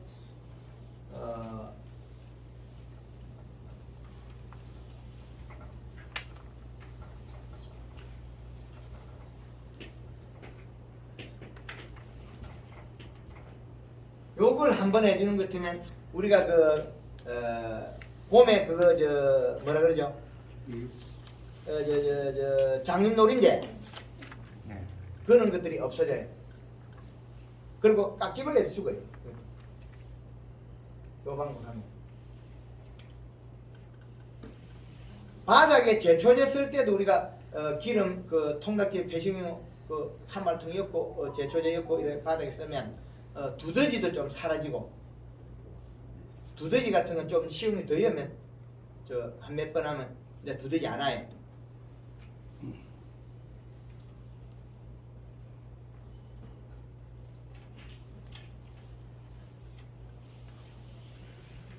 이 고추밭에는 이게 식용유 기름 소독하는 게 공의 신태수씨가 개발한 방법은 괜찮아요. 고추에 그 벌레도 좀 잘 안 먹고 나비들도 잘 안 하고 그리고 탄저병도 예방이 많이 돼요. 그런데 감에는 단점이 아직까지 일부 있기 때문에 완전하지 않다. 그럼 목면 시비할 때 저 식용유하고 퐁퐁 타는 저기에 스미천 예를 들어서 500을 타면 유리나바 같은 것도 예방이 될 수가 있나요? 그때 저기 그보다 저기 더 좋잖아요. 스미천 탈 필요 없이 예, 기름 냄새가 더 오래 가고 살충제보다도 더 오래 가죠. 특히 이제 우리가 봄에 예를 들어서 한 4월에서 5월 달에 식용유에다 스미천을 타갖고 부스러기라고 찍고 다니잖아요. 그 주위를 가지 주변을. 예. 그럼 그럴 필요가 없다 이 말이에요. 그때에 그 전에 하면 아예 그거 하고는 또 별개죠. 그거는 이제 바닥에 그 제초제 쓸 때 해놓으면 아예 오질 않아요. 유리나방 그 벌레들이 잘 안 와요. 모기도 없고. 유리나방이 잘 좋은가? 봄에 저렇게 하면 있던 벌레들 다 도망가 버려요. 왜 도망가냐면 얘네들은 식물의 호르몬 냄새, 잎의 향을 맡고 알을 까고 하거든요. 근데 이 주위에 일대가 냄새가 이상이 나면 야 여기 못 사는 데다 다 도망가 버려요. 모기도 도망가 버려요. 고추밭에 질통에다가 식용유 50cc, 퐁퐁 100cc 엮고 쳐놓으면 고추밭에 모기 새끼들 한 마리도 없어요. 나비들도 다 도망가. 기름 냄새를 싫어하는. 그 이제 얘들이 온 목적이 냄새를 맡고 왔거든요. 아주 미시하게 그 냄새를 맡고 밤에 와서 알을 까고 도망갔단 말이에요. 그런 부분 때문에 잠깐 그렇다. 질문인데요. 예. 그 식용유하고 우리가 지금 보통 그 치킨집에서 쓰는 그 폐유 있잖아요. 그래 저 통닭집에 쓰는 거는 네. 별로 안 좋아해. 예, 그거하고 그거는 이제 제초제 쓸 때는 좋은데 네. 그거는 이제 우리가 이게 그게 잘 분해가 안 돼요. 그리고 닭지방. 근데 튀김집에 거는 깨끗해요. 그 퐁퐁이나 그 우리가 쓰는 샴푸는 어떻습니까? 뭐 그놈이는 그는 거의 비슷한데 퐁퐁이 분해력이 좀 더 낫더라. 막 그 샴푸까지는 해보진 않았습니다. 뭐 퐁퐁이 더 안 싸겠습니다. 샴푸보다. 우리가 그 일반적으로 지금 처방하신 대로 해가지고 제대로 과일. 됐는데 왜 늦게 아주 인삼 성분이 나무에 또 다시 나타난다고 했거든요. 그거는 인산 토양이 지금 많기 때문에 튀어나와요. 몸속에 들어있는 과일 나무에 밖에 몸에 청태가 낀 거 있죠. 네. 인산이 튀어나온 거예요. 삐지 나온 거예요. 이제 전원적으로 이렇게 관리했는데 소화 다 됐을 텐데 이게 다시 거의 또 튀어나옵니까? 정상적인 관리는 무슨 정상적인 관리를 개떡같이 너무 많이 줘갖고 나쁘게 만든 거지. 아니 이제 지금 요 방법대로 했을 때. 그게 오래 가요. 아까 그 3년 정도 비로 안 줬다 그랬죠. 네. 그 3년 정도 안 줘도 한 3년 정도 아니까 인산이 뚝 떨어져 버리더라고. 그 백합을 갖다가 촘촘 마늘처럼 촘촘 심거든요. 요 정도 뭐 10cm나 12, 3cm 강이 심어놔서 촘촘 심은 거죠. 거기 한 3년 뽑아 먹어버리니까 이놈의 뿌리들이 다 먹어버렸겠죠. 인산이 뚝 떨어져 버려요. 그때부터 인산 주면 돼요. 인산이 높으면 걱정하지 뭐 요소 주세요. 가리가 많으면 요소만 주면 돼요. 뭘 또 걱정을 해. 안 해도 괜찮아요. 비빔밥에 나물하고 양념이 많단 말이에요. 밥만 쉐밥을 하게 되면 되겠죠. 나물 양념이 자꾸 나오니까. 그죠? 근데 우리 비빔밥 한번 비벼 먹거나 없어졌다 생각하면 안 돼요. 토양에는. 비빔밥에 밥을 여가 요소를 여가 농사를 지어 먹었다. 또 내년에 또 양념이 나와요. 나무라고. 인산가리 또 나온단 말이에요. 토양에서. 토양 분석에 뚝 떨어질 때까지 계속 뽑아먹어야 돼요. 뭘 또 줘. 요소만 주면 되지. 선생님 그러면 인산이 과다했을 적에 예.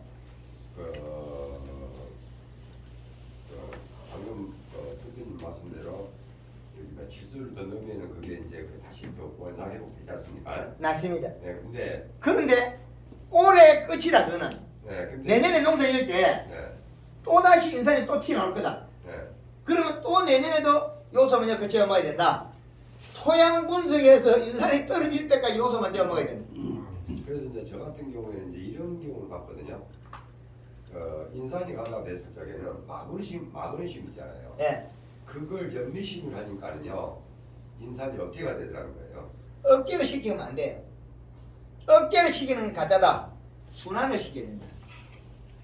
거기다 뭘 또 거기다 마그네슘을 줘요. 질소를 줘야지. 그러니까 제가 네, 질소를 줘야 되는데 마그네슘도 과다되어 있는데 또 마그네슘 줘서는 안 된다. 거기에 대해서 우리나라에 토양에 다 많다. 인산, 가리, 마그네슘, 칼슘 많은 경우가 더 많다. 적은 경우보다. 그래서 우리 회원들의 토양 분석한 자료를 사진 찍어 보내라. 그 분석표를 보고 다시 알려주겠다. 이제 이래죠. 그랬더만 김천에서는 쌀마스켓 농사 잘 지으려고 토양을 많이 떠다주고 분석 기간이 엄청 오래 걸려요. 이제 공무원들 열심히 일해요. 작년에 요소를 잔뜩 주니까 쌀마스켓 잘 익고 맛있어서 좋거든요. 그런데 복합비료 주고 퇴비 준 사람들은 쌀마스켓 안 익어가지고 당도가 없어가지고 가격이 뭐 몇천원씩 받고 그랬잖아요. 그 원인입니다. 우리나라에는 아직까지 선진국의 문화가 아직 제대로 안착이 안 됐어요. 쌀마스켓 팔면서 단감을 팔면서 박스에다 당부리수를 표시 안 하죠. 이름을 쓰죠. 상골, 뒷골, 앞골, 내 이름, 네 이름 써가지고 뭐 그림 잘 그리고 예? 앞산, 뒷산 이름 써가지고 내 것만 잘 사더라. 내 것만 잘 사달라 그럴 때는 품격이 나와야 돼. 색깔은 보면 알겠죠? 색. 지금 우리는 양심으로 가지고 팔라 그래도 된대요. 공판장의 상인들은 뭐예요? 색을 보고 당도를 보고 이래 사는데 그러면 색은 지가 보면 알기고 당도는 우리가 17 해가지고 딱 만들어가 17을 맞춰가 17을 써가지고 돼요. 아 그럼 17 맞구나. 기계 딱 땡기고 17 맞네. 그럼 살 거잖아요. 선진국에 가면 박스에 이미 소매점에도 이렇게 써가지고 팔아요. 우리나라는 아직까지 선진국과 후진국이 마음만 청와대지 마음만 선진국이지 이런 게 선진화가 덜 됐어요. 국제적으로 팔아먹고 돈 벌으려고 하면 국제적인 품격보다 당부리수 2도 정도 더 끌어내야 돼. 2부리수 정도. 그래 사죠. 그런 농사지. 그 기관에서 그걸 모르는 건 아니거든요. 공무원들이 그 모르는 건 아닌데 그 엄격히 해놓으면은 농민들이 농가들이 너무 힘드니까. 아니에요. 쉬워요. 네? 아주 쉬워요. 여름에 더워서 안 된 이 부분을 없애버리면 아주 쉬워요. 요 부분 때문에. 인산가리 가다 때문에 일어난 일이. 요걸 풀어버리면 좋은 게 여기 가서 올리면 되거든요. 좋은 게 가서 가리를 줘야 되지. 쉴 때 없이 이어 들어가고 장애를 주고 이어 가서는 안 행동 개판돼. 잘못 일어나. 이것 때문에 일어나. 제주도에 가도 몰라가지고요. 다 박살나고 있어요. 제주도에 가면 밀감이 여름에 다 쪼개져요. 그럼 열과라 그래. 원인은 뭐예요? 가리 과다, 소금 과다, 질소 부족. 그래서 제가 요소를 많이 줘라 그래요. 그래 줘라 그러면 제대로 준 사람은 1200평에 한 50% 정도 줘요. 그럼 1년에 한 4포 반 정도 먹겠죠. 100평에. 그러면 밀감나무가 많이 열고 밑에 있는 양념하고 나무를 밥을 잘해서 소화를 시켜가지고 밀감은 당도가 높고 많이 열고 채순이 터가지고 내년에 또 달려요. 해글의 주 원인이 가리 가다 때문에 일어나더라. 해글이. 단감이 낙가가 뭐 때문에 그리 일어났겠습니까? 가리 가다 때문에. 더워서 떨어졌다. 대봉이 안 떨어지잖아요. 안 떨어진 원인이 가리 가다가 안 되고 풀렸습니다. 그때는 진벌 제가 그 배출을 한 15년 전부터 전 배출을 해봤는데요. 그 배출을 그동안 키워본 과정에서 이런 경우를 봤어요. 질소를 많이 내게 되면 있잖아요. 배추가 빨리 물려지더라는 거예요. 그 원인하고 지금 방금 말씀 주셨던 저게 질소 저기 뭐야 조금 더 넣는 거라고 차이점이 뭡니까? 그게 가리 가다의 질소와 관계거든요. 가리가 많이 있는 상태에서 질소가 들어간 거예요. 그것도 일부에 의한 중간에 멈췄다 이렇게 대꾸 밖으로 커서 그래. 대꾸 밖으로 이렇게 컸어요. 이렇게 컸어요. 이렇게. 가리가 많은데도 질소 유난하게 이렇게 자랐어요. 순탄하게 자란 건 그런 게 없어요.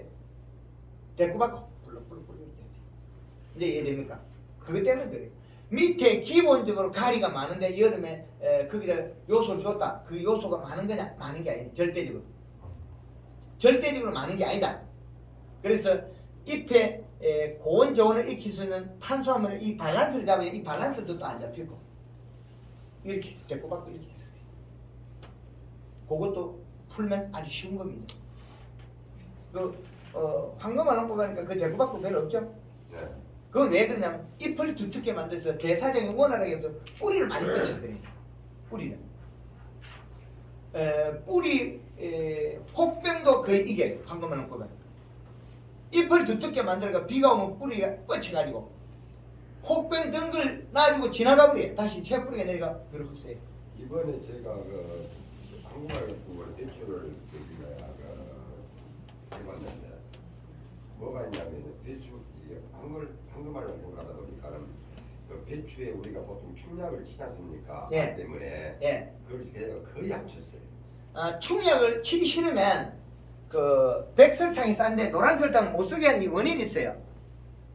갑자기 제가 노란 설탕 들어버리면 어떻게 노란 설탕 우리나라에 풍기 현상이 일어나요. 이제 말을 해야 되겠죠. 노란 설탕하고 백설탕 향이 달라요. 노란 설탕을 쓰면 더 향이 진하게 나기 때문에 벌레가 안 와요. 나비가. 좀벌레 같은 냄새 안 맡는 것도 와요. 냄새를 맡고 오는 알을 낳는 청벌레라든지 그 우리가 그 호랑 뭐 사는 거 있잖아요. 그런 것들은 파밤나무 이런 거 파밤 나방 사는 거 있잖아요. 그런 것도 안 와요. 노란 설탕에 냄새가 납니다. 그리고 약 기간이 있잖아요. 이 치는 기간에 우리가 살포 기간이 비가 오면 10일 동안 냄새가 있어요. 이파리 밑에 들어간 냄새들이 그 설탕 냄새가 나요. 그러면 나비들이 알을 깔아 안 와요. 나비들이 알을 놓으러 오지 않는다는 거죠. 이제 이해되죠? 그래서 이제는 노란 설탕의 효과에 대해서 밝혀야 되겠죠. 근데 처음부터 노란 설탕 해놨으면 우리나라에 노란 설탕 누가 갖다 감당할 거예요? 이게 시스템이 안 돼 있는데. 그래서 노란 설탕을 쓰게 되면 벌레가 기피해요. 그래서 카라멜 색소를 써봤거든요. 카라멜 색소. 카라멜 색소는 탄 냄새 나거든요. 전분을 볶아서 만든 거잖아요. 탄 냄새. 우리가 나무 향, 목축의 향 같은 거 있잖아요. 그거 만드는 게 카라멜 색소. 우리 오리 훈제 오리 사는 거 있잖아요. 그런 거. 그러면 우리가 그 왕개를 갖다가 도나무깡에 연기 피우다가 거기다가 물을 콱 부고 우러나온 물 그런 것들이 다 탄내지 않습니까? 탄내. 그럼 단미도 똑같습니까? 예. 단미. 단미는 찌꺼기가 있으니까 과일에 붙어가지고 곰팡이가 필 수 있어요. 약간 그 곰팡이 나쁘진 않는데 향이 나는 그렇게 노란 설탕이 냄새 나거든요. 흑설탕. 그 냄새 때문에 미시하게 냄새 때문에 그 나방이 기피한다. 모기가 안 온다. 이런 걸 말씀드릴 수 있겠네요. 이제 그 설탕의 진실을 밝혀드렸죠. 그리고 뭐 일부 농가에서는 포도당 사는데 포도당 혼자 하고 이야기하지 마라. 포도당 이야기하면 누가 구해올 거고. 그 많은 포도당은 그렇죠. 그런데 예, 강사님 그 연면 시비를 우리가 할 때는 감 같은 경우는 뒷면 기호에다만 쳐야만이 흡수율이 빠르다고 했거든요. 그리고 원장 저기 강사님 같은 경우는 그냥 위에다 살포해도 그 흡수율이 거의 비슷하나요? 뒷면에 친 거다고? 예. 고농도를 거의 대다수 할 바가 있기 때문에 기계가 고장나면 나무가 죽어버려요. 저희 나무가 80년생 감나무 요딴 많은 걸 제가 몇 년 임대농사를 지을 때 이놈이 궤도가 부어져 버렸어요. SSG 궤도가. 그리고 뒤에 약은 나가고 있어요. 이 많은 가지 그 얼마만 타냐 나무 가지 하나가 그 4인치 모로코 이거마테 가지가 요거 밑에서 SSG 쌓아버렸어요. 모르고 2, 3분 쌓아버렸어요. 가을 되면 그 나무는 죽어버려요. SSG 계속 기공을 꾸려보면 낮에 나무 죽어버려요. 기공의 장점도 있지만 기공의 단점도 있다는 거 꼭 아셔야 돼요. 순하게 치거나 비 오기 전날은 괜찮을 거예요. 너무 더운 날 공기에 기공을 많이 들어가면 장애가 일어난다. 이제 이해되죠? 나무 밑에서 계속 속아 있으면 그건 죽는다. 기공을 들어가고. 이제 이해되죠? 저는 이마탄 거 죽여봤으니까. 그럼 위에다 살포했을 때 상관없던 소리? 괜찮습니다. 예. 아 위에는? 예, 괜찮습니다. 그 설탕을 연면시비 말씀하시는 건데요. 예. 설탕하고 탄저병하고 어떤 이제 예각 관계가 있는가? 없습니다. 예? 탄저병은 비 오고 난 뒤에 약치면 탄저병이 안 해요. 요 열매, 요 가을에 여기 열매에 여기 딱 점을 앉아 있거든요. 떡볶이 보면 보여요. 미리도 나가고. 근데 감은 가을에 익어가면 껍질이 두꺼워지고 사과는 가을에 익어가면 껍질이 얇아져요. 껍질이 두꺼워지는 놈은 여기 못 뚫고 들어가 쉽게. 조금 뚫고 들어갔더라도 완전히 뿌리를 과육에 못 내렸기 때문에 약치면 죽어요. 잘 죽어요. 비 오기 전에 약치는 사람은 약 비싼 걸 치고 아무리 열심히 해도 탄저병 해요. 비 오고 난 뒤에 약치는 사람은 탄저병 절대 안 합니다. 근데 비 오기 전에 약을 치라고. 예? 비 오기 전에 약을 치라고 돼 있다고. 돈 버는 농사를 해야 되지 왜 내 기분대로 농사해요? 아 저희들은 전부 비 오기 전에 치고 있거든요. 현재. 그 실패입니다. 까꿀라는 거지. 아니 그럼 지가 가려면 어디 갈지 알아서 내가 미리 병도 없는데 잡아 뭘 잡아?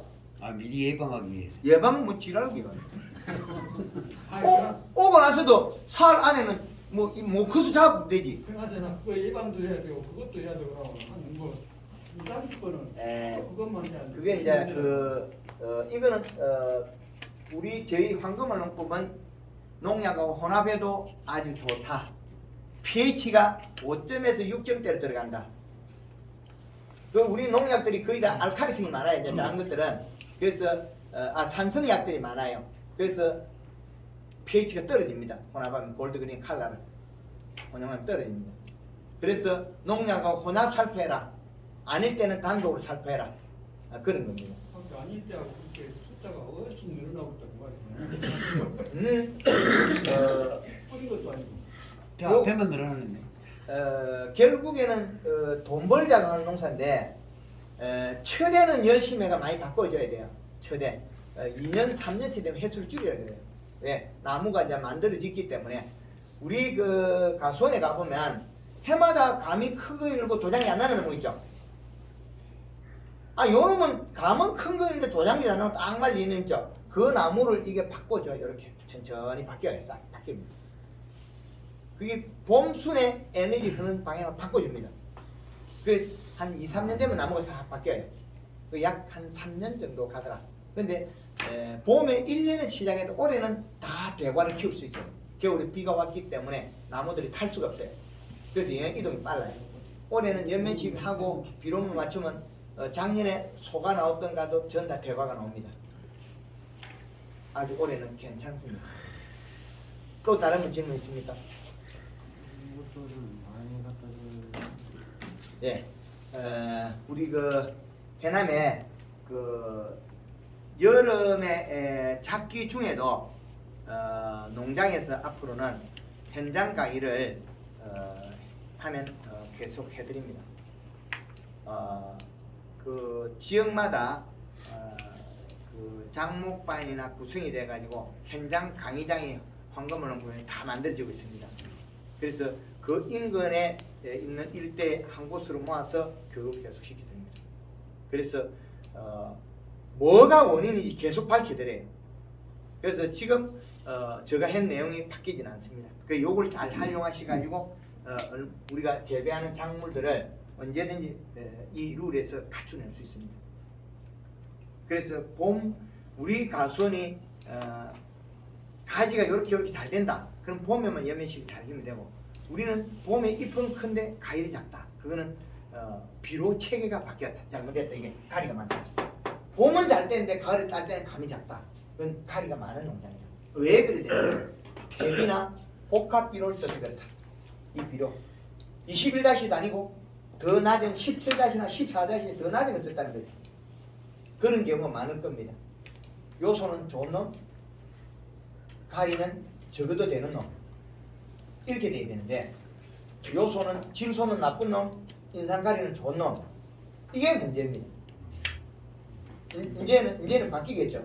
토양 분석에서 많이 있으면 많은 것은 사용 안 해도 된다. 안 줘도 된다. 안 줘도 해가 없다. 안 줘도 더 안 줘야만이 해를 안 일으킨다. 많은 것이. 네, 그걸 꼭 아시면. 그 인삼비료 있지 않습니까? 토양검사에서 인삼비료가 이렇게 많이 땅에 있다고 이렇게 나오는데, 그게 이제 불용화됐다고 해서 지금도 센터에서 기술주한 거 인산을 더 줘라 그렇게 하거든요. 그 이제 그 불용화됐다는 얘기예요. 그래 미생물이 그 인산을 분해해서 작물이 흡수할 수 있도록 그렇게 만들어줄 수도 있을 것인데, 인산을 더 줘라 그렇게 많이 있는데 왜 줘야 하는 게 그런 얘기를 해요. 불용화돼 있다. 그렇게 하고 그 설명 좀 해주십시오. 나뭇가지에 여기 새파란 게 된 거 있죠? 청태가 낀 거. 여기 새파란 거 보시죠? 요런데, 그죠? 네. 그리고 가지 이거 한 개 작년 가지 잘라난 지 있잖아요. 잘라낸 자리, 요 자리 보면 또 시푸른 게 이거 청태 끼어 있어요. 인산 바다 청태. 청태가 낀 건 인산 바다입니다. 바닥에도 청태가 껴요. 하우스 가보면 청태가 시푸르게 껴요. 이끼도 마찬가지죠. 얘들은 청태 이끼. 맞습니다. 그 나무에 시푸르게 끼는 거 있죠. 그것도 인산 바다에서 생긴 겁니다. 원래도 고목들은 기하고 있는 그것도 인산 바다. 그게 죽어요. 제주도 밀감에 가도 그게 있거든요. 그 요소를 계속 뿌리면 인산 거기 싹 죽어버려요. 이끼가 싹 죽어버려요. 요소 이거로. 예, 요소를 계속 뿌리면 인산이 풀같이 된 이끼도 있고 그런 거 있잖아요. 이끼가 이렇게 쌓여 있는 거. 네. 그 싹 죽어요. 싹 죽어버려요. 깨끗이. 그래서 인산을 좋아하는 그 이런 식물들이 자라고 있다는 인산이 많은 겁니다. 우리가 단연간에 퇴비를 계속 줘서 우리 퇴비 속에 축분 속에 인산이 많이 나온 거죠. 그래서 그렇습니다. 그러면 예를 들어서 우리가 저기 봄에 이제 겨울에 퇴비를 하잖아요. 네, 그럼 퇴비를 몇 월달에 하는 게 제일 좋아요? 토양 분석하고 그 다음에 줄까 말까 생각하고 난 다음에 말을 해야지. 주는 거는 아무 관계 없어요. 그 준다고 해서 편차가 이렇게 안 되기 때문에. 아니 대부분 지금 이 시기에 주고 있거든요. 대부분 이 시기에 욕을 해야죠. 상호 분석을 해서 그 넘따라 장악하는 게 좋아요, 안 좋아요? 장날에 뭐 퇴비는 볼일이 상관이 있으면 없는 거 아닙니까? 예? 퇴비는. 다 같은 소리야. 퇴비에는 왜 인산이 없고 가리가 없어요? 제주도에 퇴비 비료 아무 주의 말했는데. 김천에 쌀마스켓 농사 조직이 누군데? 퇴비 줘갖고 가리 가다 대가 아니, 농사 망치는. 근데 기존에 관련 농법을 하던 사람들은 전부 지금 퇴비를 주고 있거든요. 태양 분석을. 주문부고 농법 이제 이야기하지 말이야.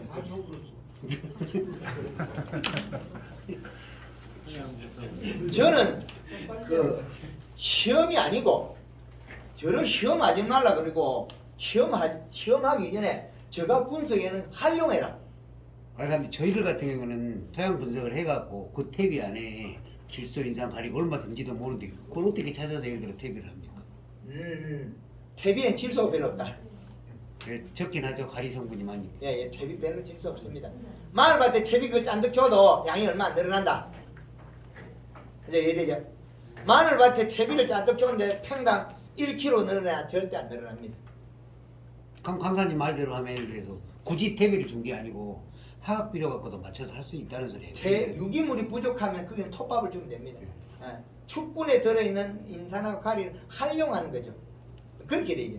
이걸 아니면 이걸 뻗대기식을 하지 말고 그것도 가격 싸고 좋으니까 쓰고 거기에서 우리가 유기물이 부족하고 인산가리가 많을 때는 이때는 퇴비를 주면 안 돼. 많으니까 넘쳐있으면 그때는 유기물이 부족한 톱밥을 줘야 된다. 이제 됐죠? 톱밥을 줘서 유기물 한 명을 내려주고 그 다음에 퇴비를 주면 인산가리 가다 없는 게 있어요. 성분석에 요 자료에 온 거 보면 그건 퇴비만 잔뜩 주면 돼. 그리고 퇴비 주고 요소 주면 돼. 이런 데이터 자료를 많이 활용해야 돼. 그래서 토양 분석은 제대로 믿고 하되 거기에서 이 시값은 안 맞는 것 같더라. 미국식 분석이고 제가 측정하는 건 유럽식이랑 달라요. 편차가 있다. 그래서 이거는 제가 개발해낸 이거는 유럽식이다. 토양 분석은 미국식이다. 이 시값 그거하고 달라요. 이거하고 그거하고 다르죠. 센터에 있어. 예. 이 부분에 대해서 한번 우리가 12 측정기 하기 위해서 한번 한 부분 우리 설명해 센터에도 보급되어 있나요 혹시? 센터에도 있을 수도 있습니다. 우리나라에 이 회사의 기계를 많이 팔아주고 상당히 우리 농업의 과학화 그래서 측정을 합니다. 그래서 12월 달에 이 낮은 온도의 이 시값은 상당히 높아요. 그런데 이 시값이 되려면 공급원 이시는 3.7 정도 돼요. 3.7이 가도 이래 안 나와요. 그런데 네덜란드에서 3.7을 못 줘요. 네덜란드 이거 요 정도 날씨거든요. 우리나라 3월달 능일에서. 그럼 이때는 우리 얼마에? 2.1이야 돼. 제가 2.1로 잡아놨잖아요. 이렇게 돼 있죠. 그 요거 때문에 그래요. 여기에 추울 때 하고 네덜란드 농사는 우리가 배우면 반쪽짜리 짜가리다. 가짜다.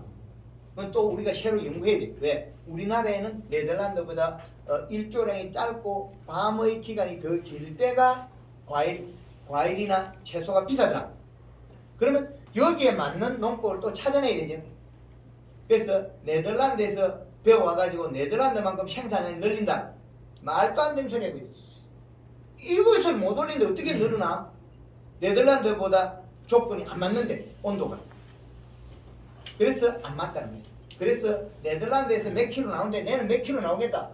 먹는 만큼 공급원이 안 맞아서 이러는 거죠. 그래서 네덜란드에서 내려온 거는 반쪽짜리, 한국에서 만든 거는 이제 완전한 거. 한국의 농업은 전 세계 1등을 할 수 있다.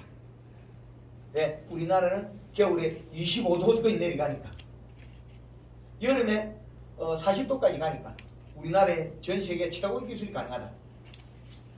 사계절의 편차가 심하기 때문에 그렇죠. 그래서 한국, 우리나라 것이 좋은 겁니다. 그런데 전 세계에 나가도 명품을 만들 수 있다. 그 전초 기지가 이렇게 돼 있다는 거죠.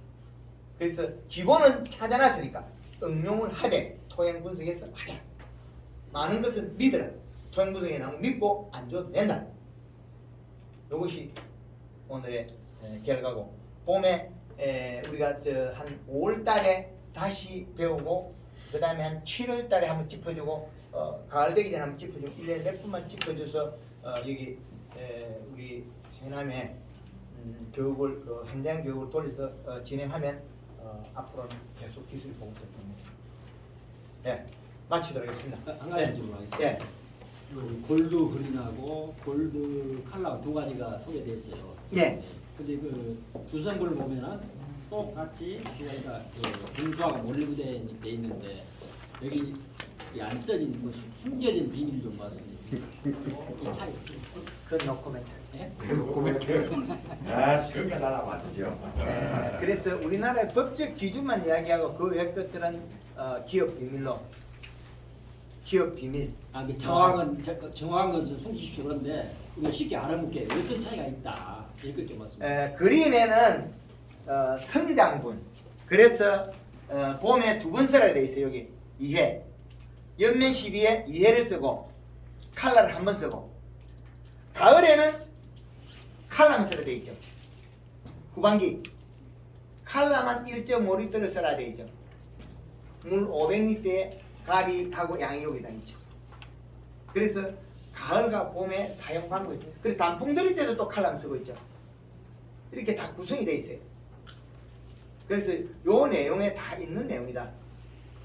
그래서 칼슘이 영양을 많이 배합하다 보니까 2개가 충돌하는 게 있거든요. 그래서 2개를 한꺼번에 만들지는 못해. 그러면 농도가 낮아가 비중이 낮아요. 골드그린 골드 칼슘은 말통이 무거워요. 왜 무겁다는 건 비중을 높이는 거죠. 물의 비중보다 월등히 높이는 거죠. 물의 비중보다 높이는 어렵거든요. 그런다고 우리가 쌀을 갖다가 20kg를 18리터에 달면 한 마리 얼마 되죠? 한 마리 우리가 18리터잖아요. 그런데 그 키로가 16kg밖에 안 되죠. 20kg. 뭐 한 마리 1.8kg 그러죠. 1리터 20리터는 아니요. 쌀이 쌀 예, 쌀의 비중을 보면 쌀의 무게와 부피를 보면 그 우리가 1.8리터 한 대박을 하면 1.6kg 나오죠. 네. 그렇죠? 네. 그럼 비중을 끌어올리기 힘들겠죠? 물의 비중이 1cm, 1cm, 1g 1m, 1m, 1톤이거든요? 네. 그러면 1리터의 속에 1.2리터를 만들려고 하면 비중을 올려야 돼요. 그리고 우리는 비중을 올려놨어요. 비중 올리면 영양이 많이 들어가야 되겠죠? 그러면 우리 요소 같은 경우에는 한 대박 해보니까 비중이 더 낮아요. 1.2, 우리가 물에 비해 낮죠. 예, 물보다 비중이 낮아요. 네, 그 뜨지 않습니다. 그러니까 그렇기 때문에 저희 제품이 비중을 높이는 게 다른 것보다 월등히 비중이 높아요. 1.5리터로 담으면 1.5kg 훨씬 더 나가요. 말통 무게 하면 15리터가 칼라 같은 게 약 20kg가 나가요. 그럼 비중을 더 높이겠죠. 그럼 비중을 높인다는 게 상당히 어려운 거예요. 그래서 살포하고 배추나 채소에 살포하고 3일 만에 배추를 뽑아 먹으면 맛이 바뀌어요. 3일만 있으면 다 바꿔져요. 잎이 두꺼워지는 것도 3일. 단감밭에 살포하고 3일 뒤에 따면 단감밭이 바뀌어요. 바로 바꿔요. 그래서 이동 속도는 pH로 맞춰놨고 pH 5점대에서 6점 이내로 물의 pH가 7점대 넘거든요. 물의 중성이 7.0이에요. 7.3이나 이렇게 올라가 있거든. 알칼리 되니까 그걸 떨어뜨리는 거죠. 네, 그게 아주 중요하다. 예? 이걸 구입은 어디서 어떻게 여기서 나오는 거예요? 구입네. 문내면에 있는 동양 트랙터 대리점 아까 그 인사하고 간 우리 박사님네 저기 동생분이 있습니다. 바꿔줘요. 오늘도 사가지 갈 수 있습니다. 예, 하여튼 그리고 요 부분도 예. 어차피 보니까 EC 부분을 측정해서 그 부분을 판단해야 되니까 그 부분도 좀